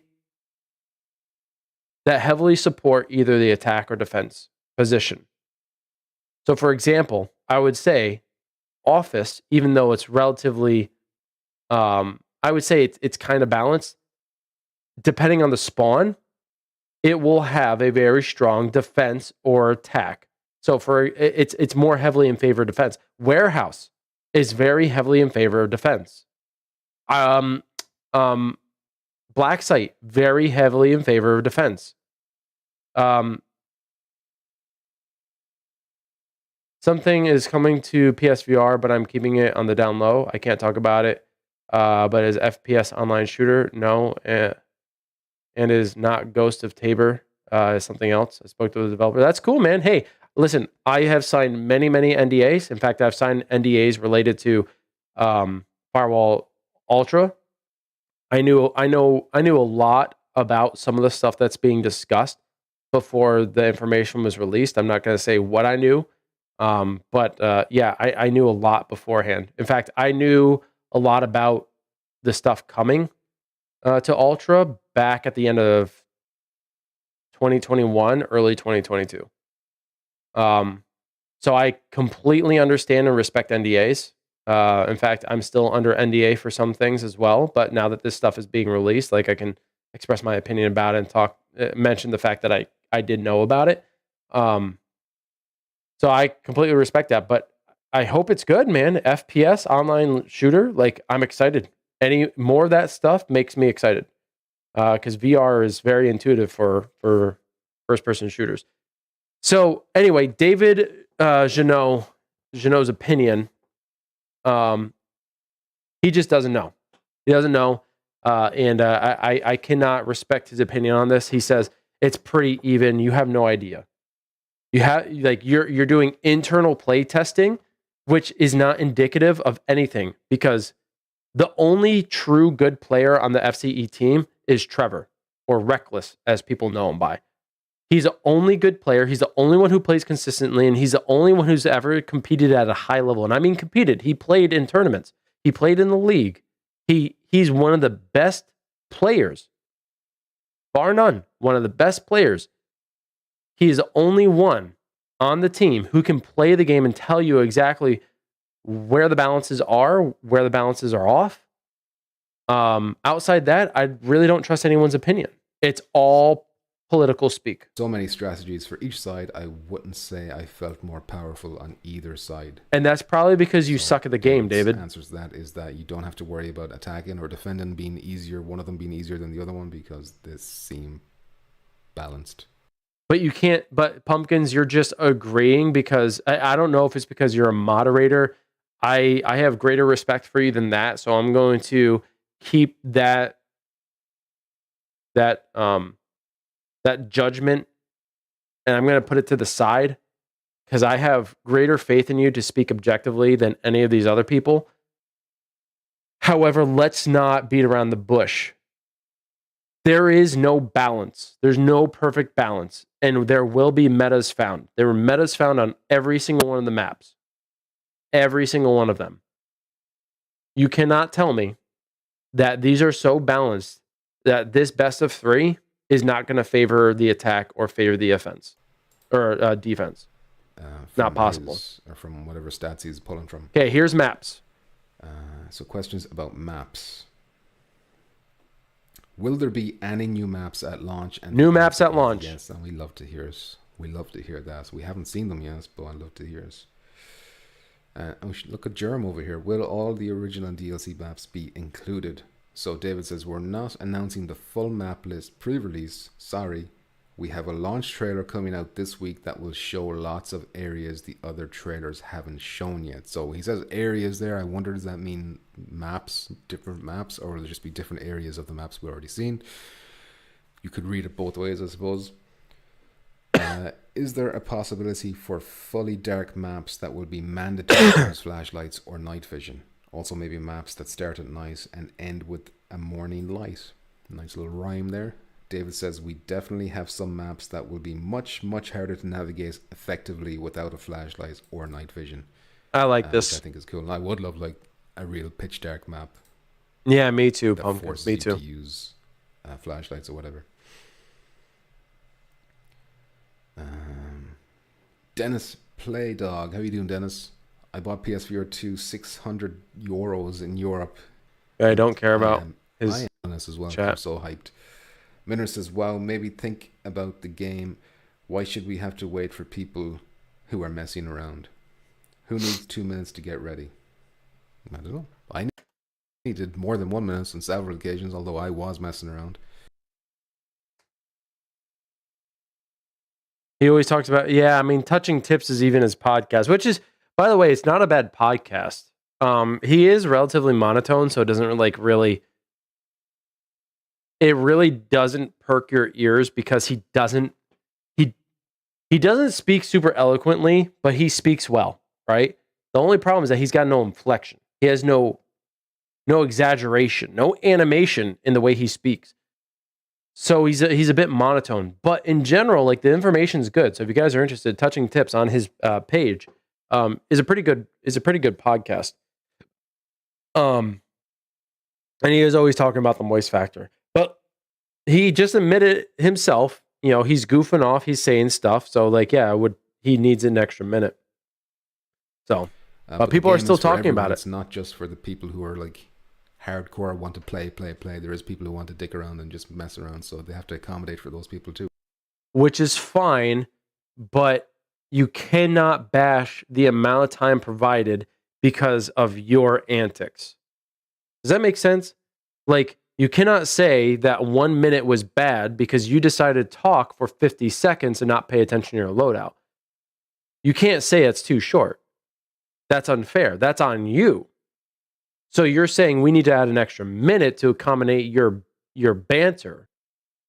I've already talked about this, but I just want to reiterate. Like, you want an extra minute to talk about your banter, so you want them to cater to your antics, which slow the game and ill prepare you for the fight because you want to talk more. That's not how it works. Minners, can we get a leaderboard that rewards playing to see XP? But you know, the Schwartz says day and night progression don't even. Well, they haven't just. They just. The fella asked the question, will the nights turn into lights? And he didn't say no.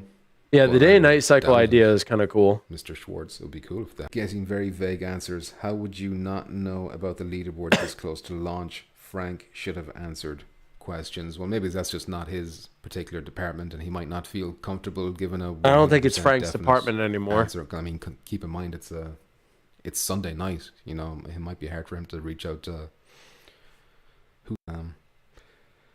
Minner says, will we have better stat tracking, longest shots, number of kills on each weapon, how many C4 kills? Listen, this over here, this is the place to ask those questions. What's this? What game modes can we expect? So Contracts is our typical 4v4 PvP mode that has one team attacking, one team defending, and we also just revealed the PvE mode, which we also covered in the people. So will there be left-handed support like in the first part, which he means the original? So David says, yes, you can swap handedness in-game easily by just switching how you grip the weapon. If your left hand is holding near the trigger as the dominant hand, then that will swap to left-handed mode automatically. So it detects how you're holding the gun and it will automatically switch to the left-handed button layout or whatever. For question about flashbangs. In the trailer, there's a scene where the player blocks the flash with his hand. Can the player do that? And does that work? Or is that just the response that's automated automatically happens, he means, when being flashed? And we know the answer to this, but he says, yes, you can avoid the majority of effects of a flashbang or flashlight to the eyes by either covering your eyes with your hands or by literally closing your eyes thanks to the eye tracking functionality. And that's cool. That is a cool use of eye tracking, I think. But we already knew that.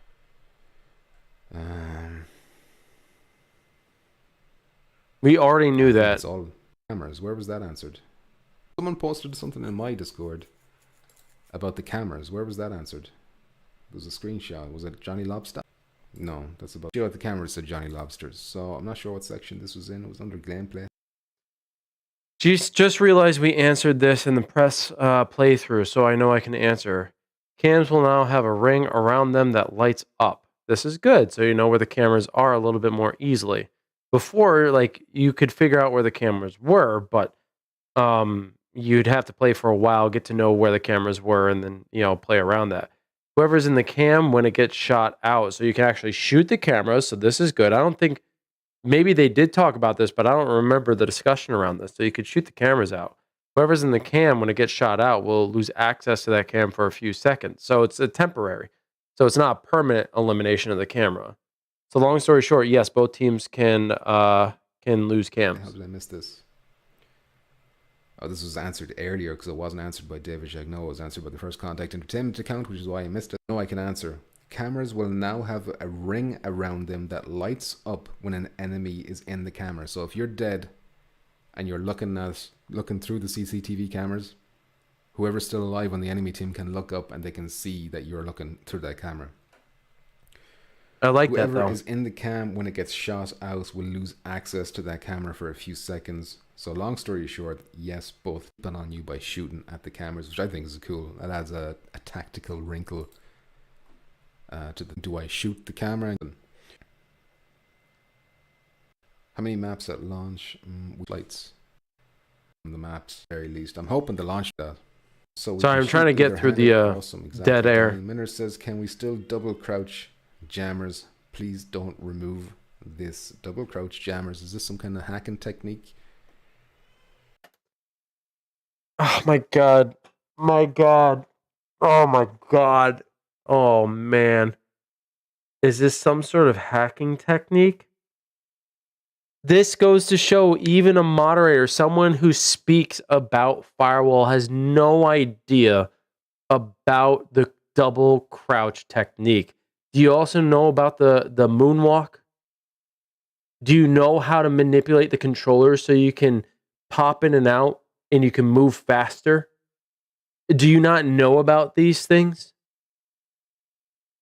Are these foreign concepts to you? Pumpkins, I'm starting to lose some respect for you here, man. The game has been out since 2018.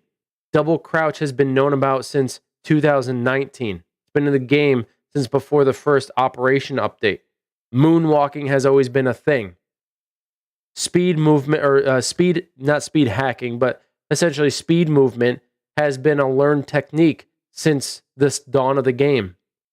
How are these say? What do you mean double crouch? You don't know about this. Am I in the Twilight Zone? Am I just so in the know that other people look stupid? I'm so confused. This game's been out for 5 years. 5 years this month. And he doesn't know about double crouching. This is why you need people reporting on the game who actually know the game to which they're talking about. They need to know the ins and outs. You cannot have these haphazard, some semi-know-it-all people talking about a game that they are not vastly invested in. You need someone who has a history in the title. You will not see me talking about God of War and providing input on a game that I don't know anything about. I talk about Assassin's Creed like crazy because I know the game inside and out. I can talk about Firewall like crazy because I know it inside and out. Same with Alvo. Same with a couple other games that I talk deeply about. Or I've had some level of investment in. This game has been out for near 5 years. Well, here's the thing, Jesse. The devs had Firewall Fridays. Look at this.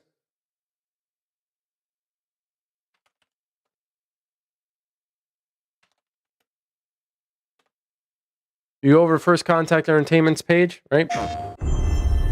Hush. You go over to the live section. Devs versus community. Look how long they've been doing this. Ignore the Solaris stuff. They killed that game. Devs play Firewall. Devs play Firewall. Devs play community stream. Community stream. This goes back 4 years ago. Community stream. They play. Some of them play. This was mostly Frank. Right? When did we start? When did we start?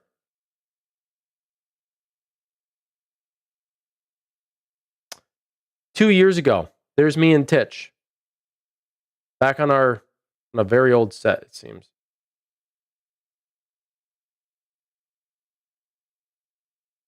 No. I'm bringing this up because you mentioned it, and I think it's important to point out, like, they are a team that played it. But this person, did we cover this one? Hold on. No, we didn't cover that one. We cover this one? Oh yeah, baby. Look at this. Talk about an old set. Shit. When was this?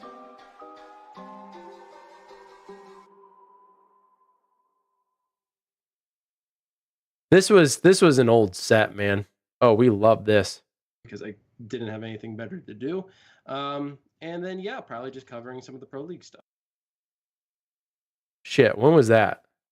3 years ago, bro. 3 years ago is when we started covering shit for FCE. How crazy is that? We covered so much of their stuff. This one, pretty much any devs play Firewall after that, except for, did we cover this one? No. So anything like this, right? This season 6, like brand new seasons, we didn't cover that. But any of the other devs versus community, we pretty much covered for 3 years. So yeah, they play their game. The problem is that people like this, like I just want to point out, like Pumpkins has 3.19 thousand subscribers. I've been following this guy since he had like 100. I've been watching him grow over the years, and he has been a moderator for FCE for how long? And he doesn't know the basic double crouch mechanic that has been in the game since the beginning. And people are listening to his opinion. It's the same as David Janot. He was on Upload VR. He's a highly opinionated brat who didn't accept anyone else's perspective, said, no, you're wrong. This is the truth because I'm a smarter person than you, a very arrogant, egotistical, narcissistic kind of person who is now the community person for FCE and a community person for FCE who hasn't even really played Firewall 0 Hour. And these are the people that we're supposed to listen to? These are the people that we're supposed to listen to. Yet there are people like me who are in the know. Yes, I am highly opinionated in a lot of ways, but I'm very objective when I say things. Like I try to be objective and fair. And here's my fair, objective position on the matter of listening to people who barely know the content for which they're talking about. We 3.19 thousand people are likely, or somewhere, like maybe not in all of them, right? Because likes are not a good indication, and views are not a good indication if like it's, you know, of how many people actually, like maybe views is, but views don't count unless you watch a certain amount, I guess. But we're supposed to listen to people like this who don't even know some of the things that took place in Firewall. We're supposed to listen to these people who don't have a level of investment in these topics. Now, when it comes to certain games, I will tell you, listen, I have limited knowledge on this, but based on my experience, this is how I felt about this thing. And this is how I felt about this thing. All right? And I will disclaimer that. But this is a guy who's been a moderator and played the game for how long, and he doesn't even know certain things, and then makes a claim like, well, how do you know eye tracking to switch weapons is going to be a detriment to the game? Bro, think logically. And here's the thing, Jesse, you don't even necessarily have to trust me. I'm speaking what I believe to be objectively because I'm trying to place some logic into some of these discussion points. This is absurd, though. Has been a couple new answers posted. Pumpkin says, thank you for letting me know. I think we probably. So can you move like a phantom, says Mojo, without being seen in the dark?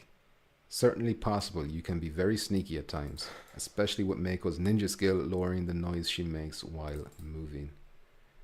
It's Miko. I think that's it. Not Mako. At least not Miko.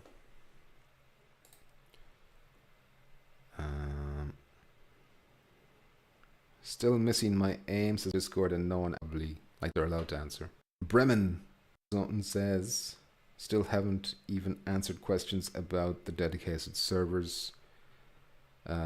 Minner says, wow, First Contact Entertainment can't even spell. Well, they haven't said you can't go Chrome, but I'm just going to assume you can't. So they haven't answered anything about the servers, and I would think that's for protective purposes. If anyone knew where the servers were, they might get hacked. They might get DDoSed. That happened to Alvo, which sucks. They got DDoSed, and they had to shut down the servers until that was fixed. I'm sure FCE don't want to have to go through that, and Sony doesn't want to have to go through that. So hiding the location of the servers makes sense. Because that's, well, oh dear, was played PSVR 1 game. I would recommend, giving them a little bit of slack. All right. Important says is it reprojected? Makes a big difference for smooth turn. They haven't said that. That was a question that was asked multiple times. It was in the list of questions that were there but not addressed. But I think there was an Unreal Engine 5 article on their website where they said it's running at 60 frames per second. So my guess is that's been sliding having Firewall. Like they want you to be deliberate and slow. So I'll be very surprised if it's not, just like a short 1 or 2 feet slide. Maybe that's what I said earlier. You're not moving fast enough to get really long distances. Shrooms.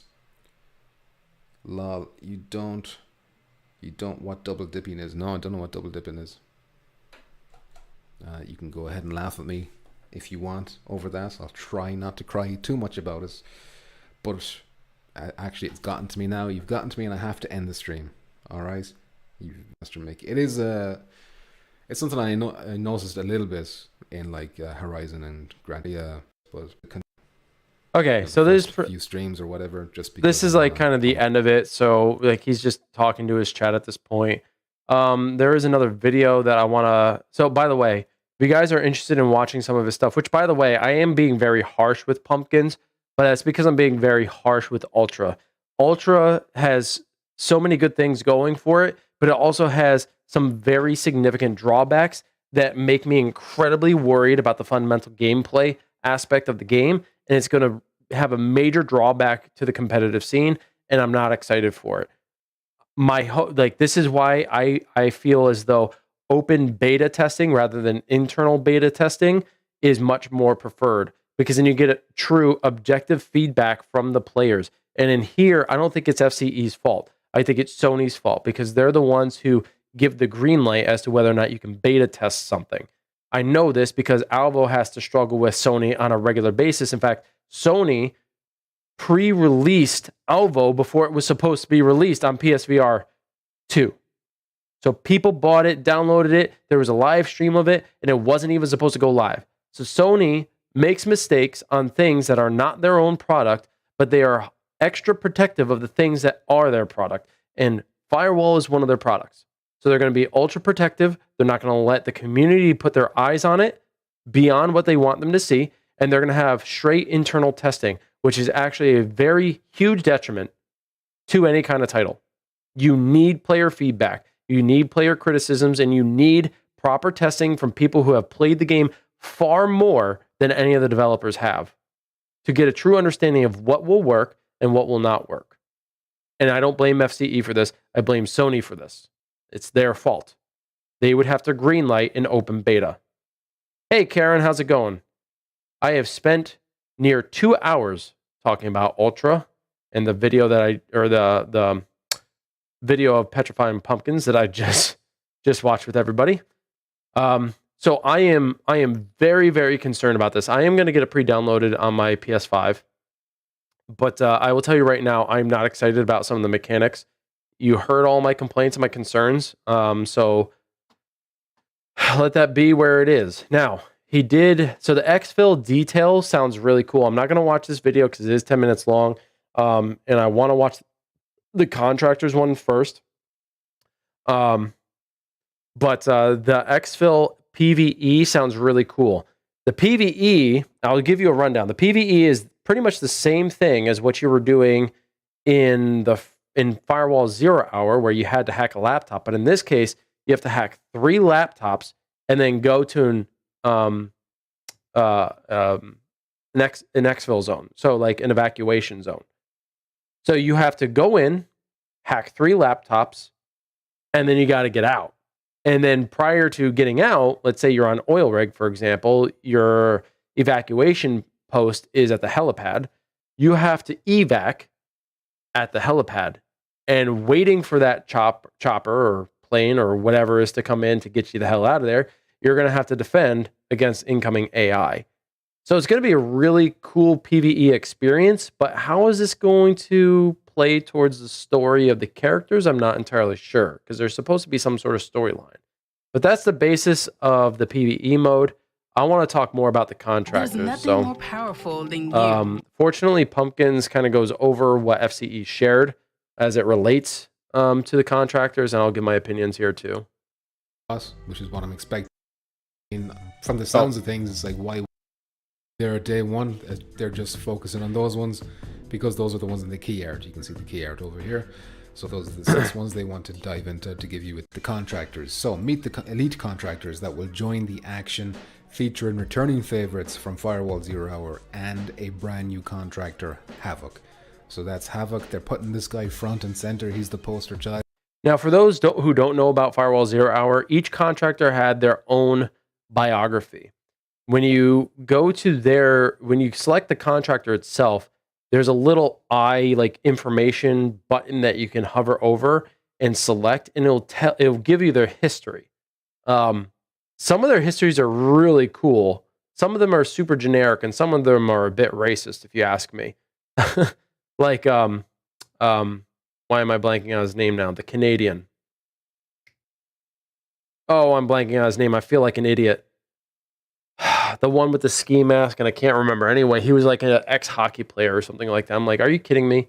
Not all hockey players or not all Canadians are hockey players. Like, why do you have to? That's such a stereotypical, stupid fucking thing.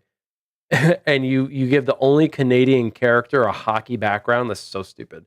But Skip's background was super interesting. He actually had a brother who he was in the military with, and in the line of duty, his brother died, and I believe died at the hands of Skip because he got in the crossfire of Skip's shots, and I believe he ended up killing his brother. So he wears 2 watches, one that's his own and one that's his brother's. He also has a little trinket that he carries on him that is of his brother's as well. Or no, the trinket is Miko's, I think. There's one of the characters that has a trinket that I believe is related to his sister or something to the effect of. But Skip's story was really cool. But they have their own biographies, which is cool.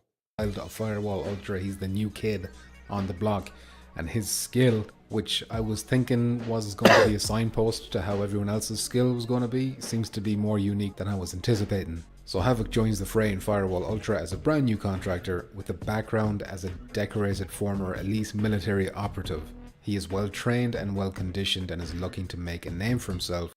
So this is what I mean by generic. A lot of the actual contractors have a similar history, just to their related heritage. You know, some are from the Middle East. Miko's from Japan. You got some that are from Africa or South America. You got some from the Middle East.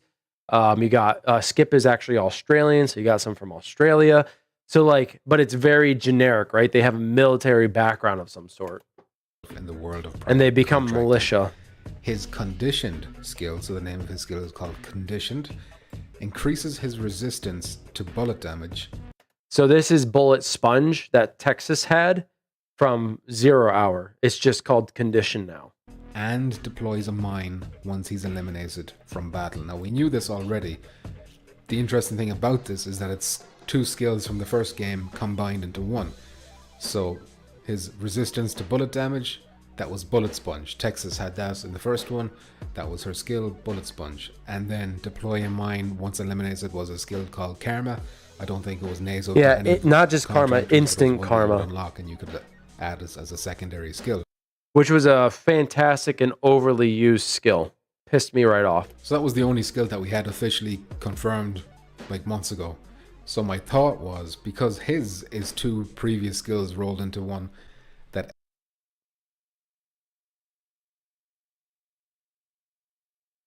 yeah, this is interesting. So it says his conditioned skill increases bullet damage resistance and deploys a mine. So it's speaking specifically to one skill. which sounds OP to me. And I think everybody will end up running it. So if that is a single skill, you could effectively have 3 skills. So who would not run with the conditioned skill? That's way OP. Everyone else's would be 2 previous skills rolled into one, but that's not. It's not the case here, which is what surprised me the most. So here you got 5 characters from the original. Nala, Fang, Mako, Node, and Skip. Node being the only DLC character that they're highlighting. He's kind of gotten a promotion to base roster. Which is interesting because Node had the afterlife effect where like he could place a C4, and if he placed a C4 in a specific spot, even if he was dead, he could still detonate it. This was highly effective for a lot of people. And you can click on read more to get a little blurb, like a little biography about their lives. It's interesting that they're kind of making a bit of effort to, flesh them out story-wise. Disappointed them having more character in this game, but you never know. Maybe in the or something that get to other stuff. Said that, but that's just complete speculation. So first one is Nala. Her ghost skill allows her to avoid triggering any enemy traps, and the surprise here was that this is the exact same skill she has in Firewall 0 Hour. Now, maybe no surprise. It's possible that they still keep the secondary slot, which is what I'm expecting, but maybe Havoc doesn't get a secondary one because he has 2 and 1. I don't know. I mean, from the sounds of things, it's like, why wouldn't I pick Havoc? If Nala only has 1 skill, Ghost, and then obviously a second skill that you can add on, why would I want that when Havoc could get possibly 3 skills, basically? Agreed. Agreed. Next one then is Fang. Another one returning, and he's lost his hair. He used to have hair in Firewall 0 Hour, now he's bald. His dexterous skill increases his reload speed. So the whole time, look at the picture, he's holding a sniper rifle.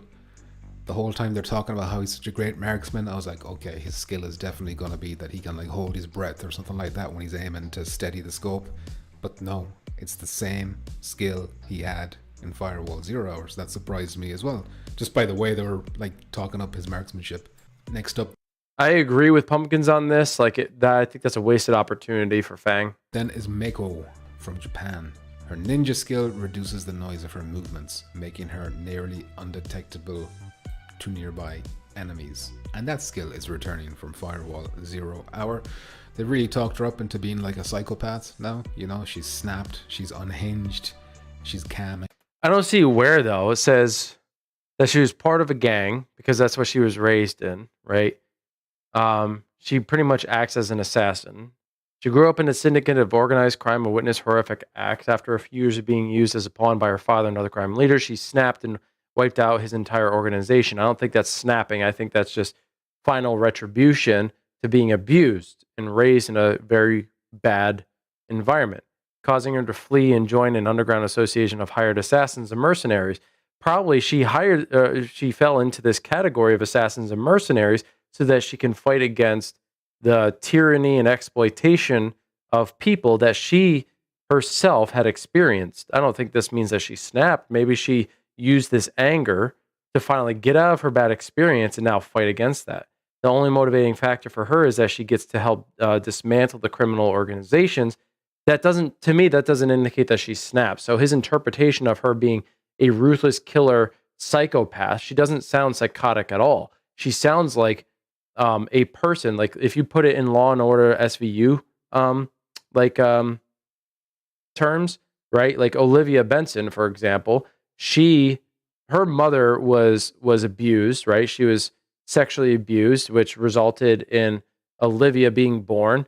And instead of being depressed and like continuing that trend, seeking out, sex and being like obsessed with sex, like a sex addict, instead, she took her anger and frustration with her situation and turned it into something positive. And she became essentially the leader of the Special Victims Unit of the New York Police Department. So I feel like Miko did the same thing here. She was subject to criminal lords, right? And she was in this crime organization unwillingly. And she finally said, screw this, I'm getting out of it. Killed everybody that she could so that she can get out and not be found, and then hired underground assassins and mercenaries who can now wipe out different criminal organizations. This doesn't sound like she's a psychopath at all. Lately, she has become even more ruthless in her killings with no remorse. She is a brutal individual who somehow manages to appear calm and collected. Miko is a ruthless assassin. You do know. Okay, so like this is just indicating that she doesn't trust anyone. That doesn't make her psychotic, though, in my opinion. Sorry, it's not psychotic behavior. Slice and dice or whatever. And then next up is Node. In fact, he designed the signal jammer that many contractors use to this very day. I thought that was a nice little touch. This fella designed I like that too. The famous jammy that we all know and love. His afterlife skill grants him the ability to detonate C4 charges after being eliminated. Again, same skill. However, Skip has a different skill. So the last contractor, Skip, his reinforced skill. So just to kind of go over his story here. Last contractor, Skip. Very briefly. He's one of two brothers that joined the military. Brother was killed in action following an unclassified mission. After his brother's death, Skip resigned and continued his military career through private contracts. He wears his brother's watch as a reminder. Skip made a great name for himself in the world of private contracting. He was involved in a number of high-profile missions, including capture of a notorious arms dealer, and is routinely hired to run protection detail in the unarmed wealthy family. During this time, Skip also worked on developing his skills in unconventional warfare such as psychological operations. He became a master of manipulating his targets, whether through deception, persuasion, or intimidation. His calm demeanor and no-nonsense attitude make him a highly effective interrogator, able to mentally disarm and cut through the minds of prisoners quickly. His reinforced. Skip has undertaken countless operations to prove himself as a worthy contractor. Despite all his success, he still feels a deep sense of loss and guilt over his brother's death. He regularly visits his brother's grave and even takes on missions that are reminiscent of the ones they undertook together. His expertise in target elimination, weapon tactics, demolitions, covert surveillance, and HVT protection. Skip is a prime contractor hired for any job. Although he has brawn, he uses his wits and tools to trap or crush his targets right where he wants them. His charm and unchecked determination level up any squad. So, like in the in 0 hour, he had the extra ammo perk, which is why I always used it, because with the tracking and the shitty tracking of the aim controller, my shots would go all over the place, so I would need more bullets. Plus, the TTK, the time to kill in Firewall 0 hour, was such shit that unless you somehow, like I would shoot at the head and the bullets would never hit, except for like every third or maybe fourth shot. So by the time I actually hit someone in the head, even though the red dot was pointing right at their head, I would never get a headshot. It's like I do like a bullet outline of the person before I actually got the headshot. It was such bullshit. And if you shot them in the body, it would take forever to kill them. So you would be dead, and the network recognition of your bullets actually hitting your target sometimes didn't always go through if your netcode was worse. So the netcode was shit, which led me to not want to play the game because I could never kill anyone, even though I should have been killing them because I shot first and I would still lose a fight. So anyway, the extra ammo perk was one of my favorites. I enjoy it. In fact, you'll even see me running an Alvo. I run with the extra ammo where I kill the enemy and they drop ammo because I never want to run out. Skill grants him the ability to carry an extra door blocker. Now, an extra door blocker, I don't know about this, but you know. An extra door blocker. His skill in Firewall 0 hour was to carry an extra magazine, I think it was, so just like an extra bit of ammo, which was fairly useless outside of the, you know, the co-op mode. But even then, I don't think too many people used this. That was the only time I ever used Skip. Can I tell you that this is so not true? This actually speaks to his ignorance once again. People didn't use it, but people could have used it.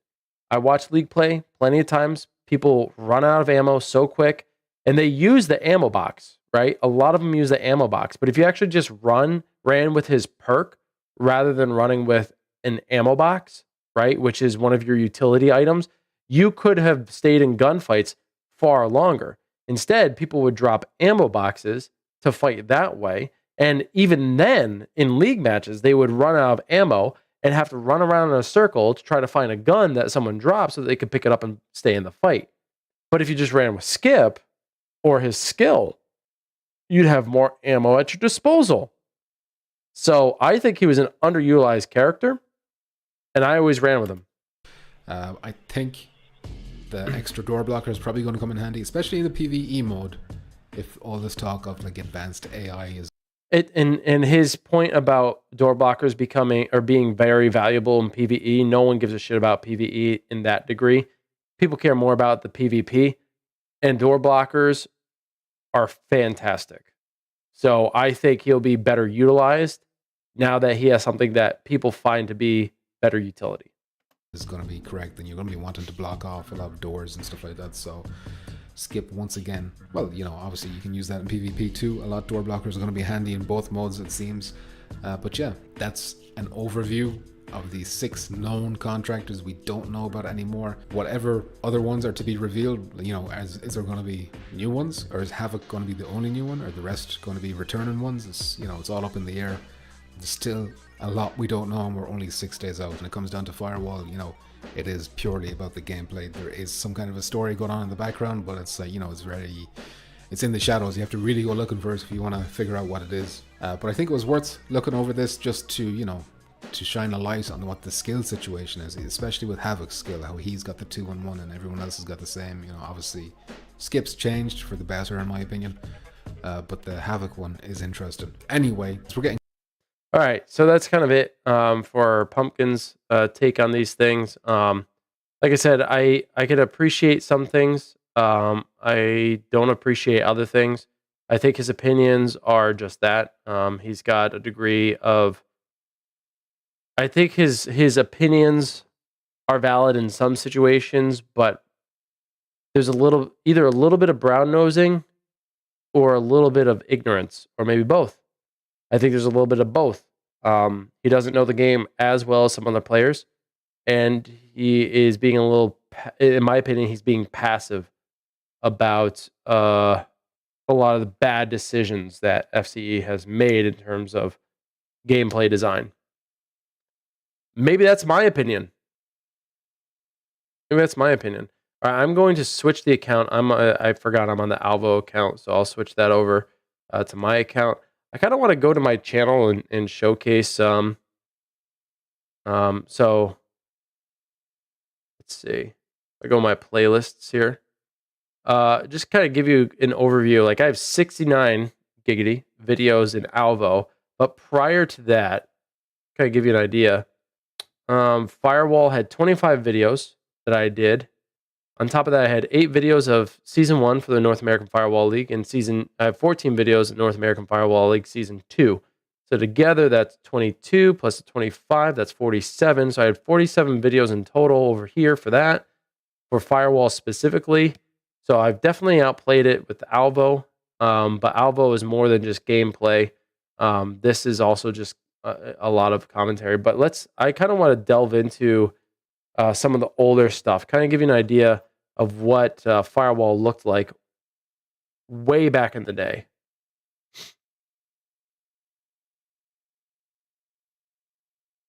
I'm not going to do news and information. That's very embarrassing stuff.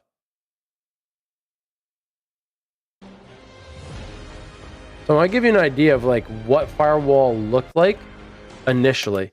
So they had like this aqua teal blue that never returned. After they went to Nightfall and never returned. The original lobby was Shoot House. And you can see it's very basic. I have to fix that later.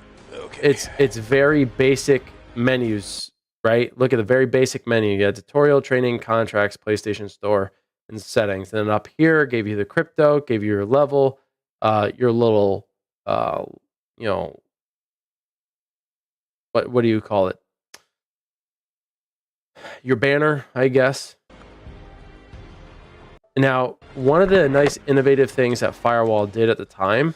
Keeps kicking me from the host, or Majestic. So here, this is how the loadout system originally looked. Floating menus, right? To select a loadout, you could have what? 2, 3, 4, 5, 6. You could have 7 loadouts in total. And it was all silhouettes, right? And then I love this system, by the way. This system was my favorite, even over the newest system, because you had the gun that you would pick, and then you pick all the attachments here, and then the cosmetics and the cosmetic and trinket, right? So like you could see what you had here as compared to now, where you can still see it, but it's all on one picture, which just preference. Like host drop or something. But even back in 2018, look how good this game looked, man. But it's also a lot. And then waited last night. Oh, AKs. I still got 20 Remember? placement, so Yeah, nice. Sweet. So you can edit contractors. You can see what challenges were there. You can check out the leaderboard. Very, very basic, generic system, but I loved it. People with my Start. So I played with Majestic a lot, and something happened. But every time I tried to play with them after, every time I played with her and her husband after, it's just like it wasn't the same. Something happened. He said he'll be right back. I don't know if it was me or not, but something changed. So you could see all the different characters here. These were all the original, and Nala was one that you had to unlock. You didn't have her right at the beginning, if I remember correctly. And you could see their skills and select their skills here and their bio. And as you can see, I always ran with Skip even from the beginning. And then you have the customization of your character from the head, face, torso patch, bottom. The bottoms are meaning their pants, and the skill, and that's where you select the skill. And so, like, this system again was very basic, very generic, but I kind of preferred it. It was just, for me, visually, it was easier to follow, and it just was better. sneaky. Again, everything is silhouette. Sneak. My husband. Go.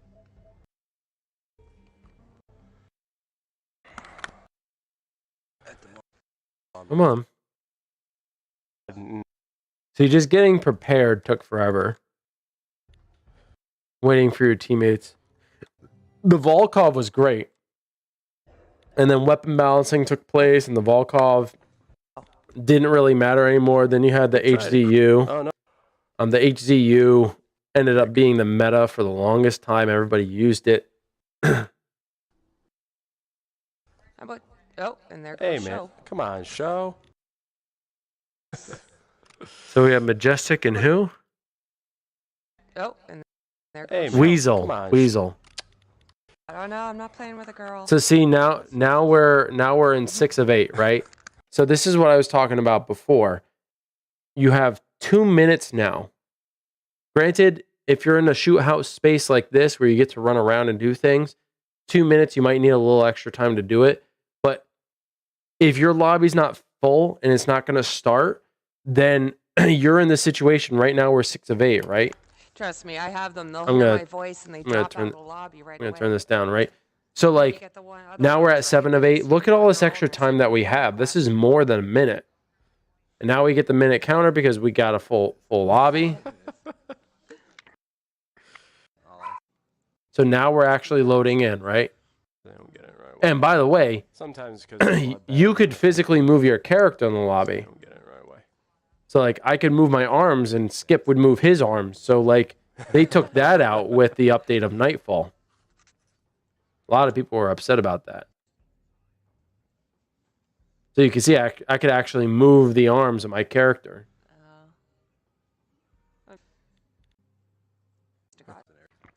We must have got someone. You're right, but yeah, we got some, but they didn't load in. And then the little intel pieces just looked like torn paper, right? Now very different. It's just black space with the text. I kind of actually like this more though. This is like unique. It's stylistic, but they changed that. Let's check out. This is like my first full length stream that I saved. I did stream before this. But the problem was I didn't have in my YouTube settings it set to save. Or on my Twitch or something like that. Because I was actually streaming to my Twitch. So a lot of my early streams I didn't actually get to save. Here's a change that happened. So like initially it was one straight bar. It was actually broken up, but it was a gradient, right? And that actually changed to a perforated or hyphen bar. That was a big change.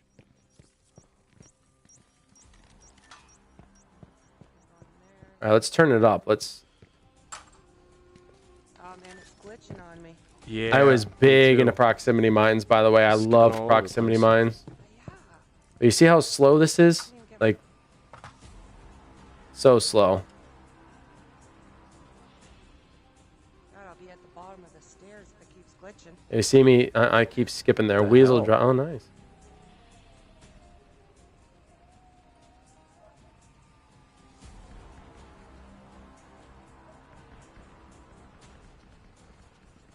Oh, Weasel's down.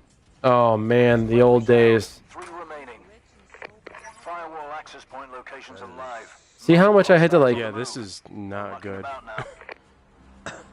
whip my gun? I'm literally not moving, and it's popping me. Yeah, so like those juts forward, like the one you saw there. You got 2 Hold on. through the green door. I know that. I'm literally not moving. Not good. Watch this jump. Just jump forward. Watch. You see that? I didn't literally move. not It moving, literally it's jumped me popping. forward.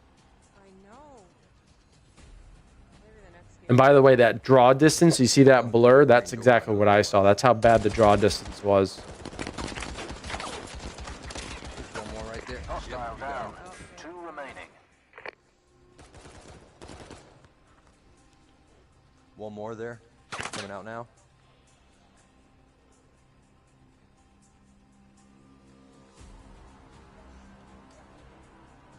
Yeah, it looks like you backed off. The music was baller though, man. The music was so good.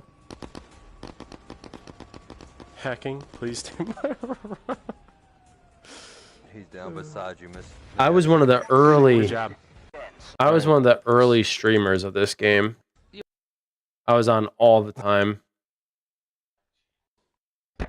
Titch and I were one of the earliest streamers of Firewall. Because there weren't many people who were either thought about it or were able to do it. Ned Flanders, I remember Ned. Watching it, so I didn't know if it was too loud. Now the problem with these guns was they were so unbalanced. Now here's the crazy thing though. One of the most recent updates to Firewall 0 Hour was better balancing of the guns. It's like, why, as one of the last updates to this game, you balanced the guns? Why didn't you do that like at this stage and just better balance them? Or every time you added a new gun, go over the balancing. Like, why did that not happen? Yeah, like I don't gotta worry about swearing and all that. He does good taste stuff. So far, so good. Decrypt the firewall at the access point. Hallelujah. Locate the laptop. All right, I and got find you the back, letter. Weasel. So this was Compound before the pool was filled with anything. So you can see how early on this one was. The Compound did not go through that change where the later adaptation of Compound, which I believe did happen in Nightfall, they added an entire military tent to this section. Beforehand, it was complete open space. You never wanted to be near the pool. No one ever traversed near the pool. You couldn't duck in the pool low enough to be safe because you're always on the lower elevation. It just was stupid to be in the pool, so no one went over here. Yep. Okay. A lot of people forget that, though, that Compound, people didn't go to Compound for a lot of reasons because there was no viable, safe Firewall down. spot. Top coordinates are live to devices. Go time.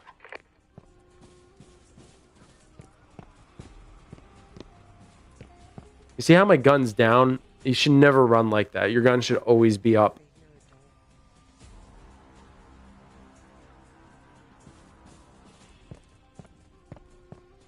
Oh, outside behind us. Oh, shit, I'm down. Friendly down. Ned in the 3 hallway, remaining. he's coming. Graphics of this game is so good, man. So good. Behind you, behind you. Good try, man. Friendly down. 2 remaining. Are you kidding? Like, how did I not kill him there? Hostile retired. 3 remaining. You see that? Round. Hostile retired. Are you kidding? You're kidding. Friendly down. 2 remaining. Another thing, you used to be able to see their name. So you see this? You got to see your opponent's name. You know the problem with that? If they had an extremely long name like mine, before I actually come around the corner, you could see my name coming around the corner. That's why they switched it to chevrons. Below you downstairs. So I'm blind firing there, Round one. and I should have been able Weasel, to kill there's someone him, gonna but be right below you downstairs. Hostile deleted. Yeah. because of the Outside tracking, my below. gun drifted. so my target was off. Yep. Pathetic. So we lost that one. Oh, look at this EOM leaderboard. Look at this. Look at this EOM leaderboard, man. How crazy is that? That's not even close to what they did for the update. This is nuts. This is nuts. I actually like this, man. It's so basic. It's not super like extravagant. I kind of like it. You know what I'm saying? Kind of like it. I miss this kind of stuff. Very basic. Wasn't. Yeah, Alexander. I know.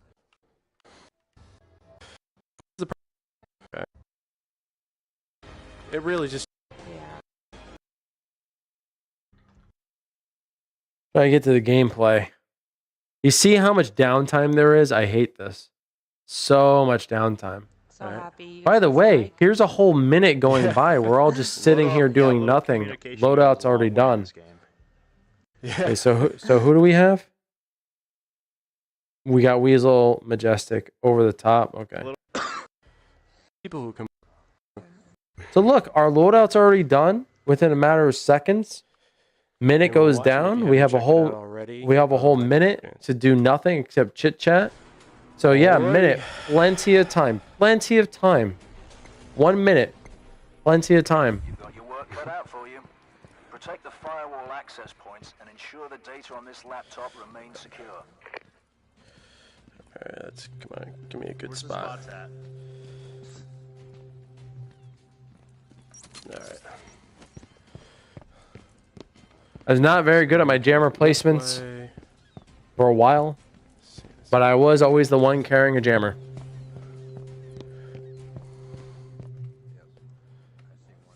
Loved my proximity mines though. On the left. Okay. But people started running with double time, which made proximity mines kind of irrelevant. So you had to place proximity mines very strategically. Look at those shots, man. There's two of them over there. You see the drifting though?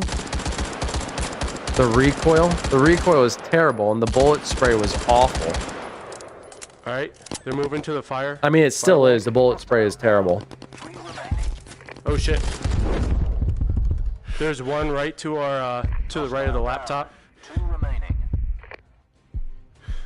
Oh, and did you also notice that we're defending, right? And we still, at this time of the game, we could see where the firewall points were. So at the time when this game first released, you could see where your enemy was going to be going and camp those spots. How crazy is that? Is that nuts? 2 remaining. It's crazy to think about. Friendly Oh, down. They yeah? used to be able to do that. Nice.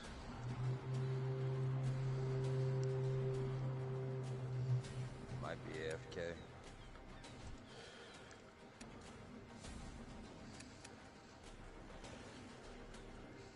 Weasel, there's one right to your right behind that crane leg. Now behind you. Yep, Yep, yep. I hear him. Good down, good down. Sorted. Good job. Contract soon. Watch a Used- couple more Might rounds. do the same. Going to bunker. Live. Decrypt the, I will admit, like, this game still looks damn good, man. decrypt the firewall at an access point. Locate the laptop and manually activate it for the hack. The aliasing was a bit of an issue, but I have 2 firewall access points. the game was so highly detailed. Still is. It's still a highly detailed game. It's kind of absurd what they were able to accomplish. I was so late in my shots there, dude. Location is live. Lock and load.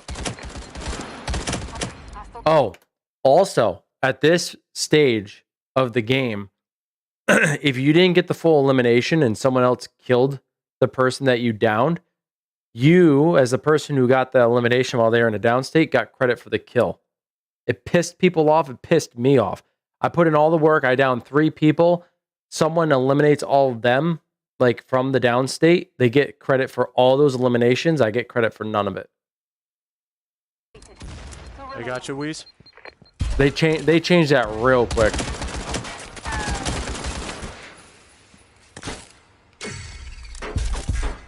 I should not have been able to get that revive, Yep. just as an FYI. That should not have happened. I got one far right too. Fuck, how do you jump? You can't. Jump. Nope. Fuck. You can drop. How do you jump? What do you think this is? What kind of game do you think this is? Still that. Yeah, I still got one far right. Okay. Ooh, getting shot at. I'll tell you, I have sweet, sweet memories from this game, man. So many good times. Wall, he shot me through the wall. Thank you. Yep. Hostile Look at that insane revive, bro. Went back around. I've always been that support player. Crazy, crazy stuff. They're all dead. It's the laptop. Are they? Okay. Activate that laptop. No loose ends is always the best insurance policy. I have the data. Crypto payments initiated. That changed, didn't it? If you're on the attacking team and you eliminate the entire defense, you don't have to go for the hack? No. I'm losing my mind. You still have to go for the hack. Hey, Ranka. Other side. I'm thinking Alvo. I'm so far detached from Firewall that I'm Random. forgetting some bits. But yeah, no, because like, here's the thing: if you're on defense and you hold off the attacking team for a significant amount of time and they can't get to the laptop, you've done your job. Defend the firewall access points and I hated Shoot House, by the way, still do. important laptop. Let's see, I don't know if I want it there. Bollocks. Firewall access point locations compromised. What's up, Ethereal? How's it going, man? We've had what, near 2.5 hour stream of just talking about all the Firewall Ultra stuff, and now I'm just kind of reminiscing a little bit about my early Firewall 0 hour days. Man, the music was dope. The music was so good. If you want to buy, I'll move. By the way we're holding it is improper. It is not the most effective way of holding it. But at the time, there was no strategy. There was no meta. Nothing of that caliber was established at this time. Okay. I'm coming around.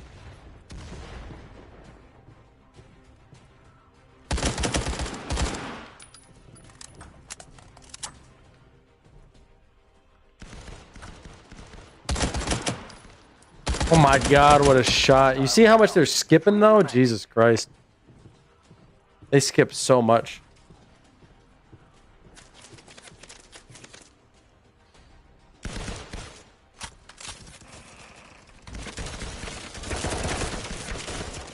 Oh, I'm coming. Friendly down. 3 remaining. Almighty's gonna be Other straight guy. through to your right. Two. Friendly They're all down. packed up 2 right there. remaining. Yeah. I had them all dead. Woo! I dropped them both. I dropped them both. Hostile down. Good down. 2 remaining. Good one, You see how I got the assist? go. Even though I dropped them He's both? right below you, Majestic. That was such bullshit. Or 6 o'clock. There's 6 o'clock.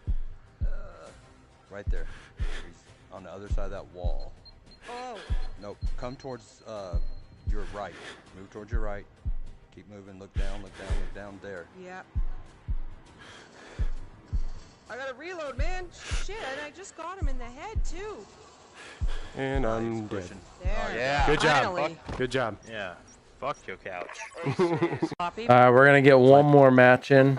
Oh, not com- Warehouse. I love Warehouse, man. Such a good map. One of my favorite maps. Looked great. Played great. Had some of the best exchanges. Blackhead Alright. up is live. Destroy the firewall. Find the laptop and manually activate it from Jessica, Wow, got the your back. firewall's right here. Yeah. Usually they're camping through the door then. Laptop location acquired. So just take it Let's slow. do this. Old school, man. This is back in the freaking day. God, This drift. It's killing me today. See? Drift. Constant drift. Here yet.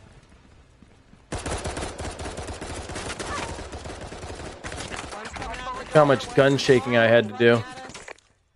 Oh shit, he got me down. Like, how many shots does it take, bro? Yep. By the way, Majestic, shit. Sorry, I Majestic almost got you. always That's all right. went down. She always went down. Very rarely did she like stay up for the entire match. Oh my God, what shots! There's still one behind the tank.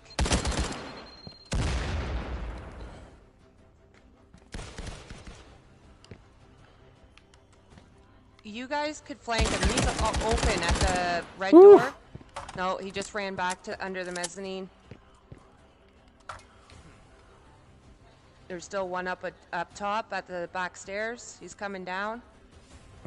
This is where I pushed the tank, So on your far man. left Good already. angle here from the tank.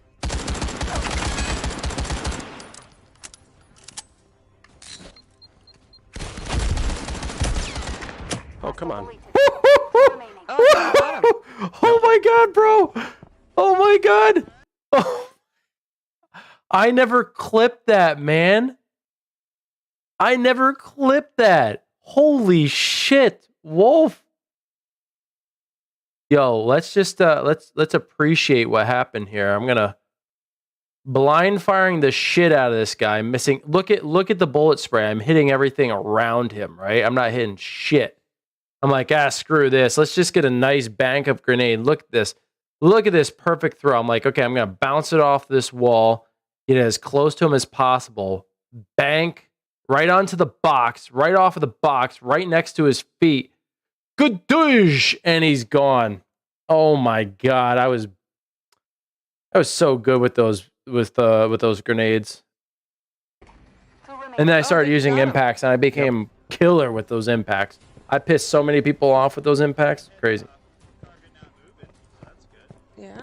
God, what a grenade Not throw! seen anyone, but there's got to be someone alive, right? 'Cause the Gotta gunner say, didn't that go was down. great. Yeah, I think so. Up top, second Oh. floor. God dang, where's he at? I got him. He's down. You hear jammers? Time's just dropped.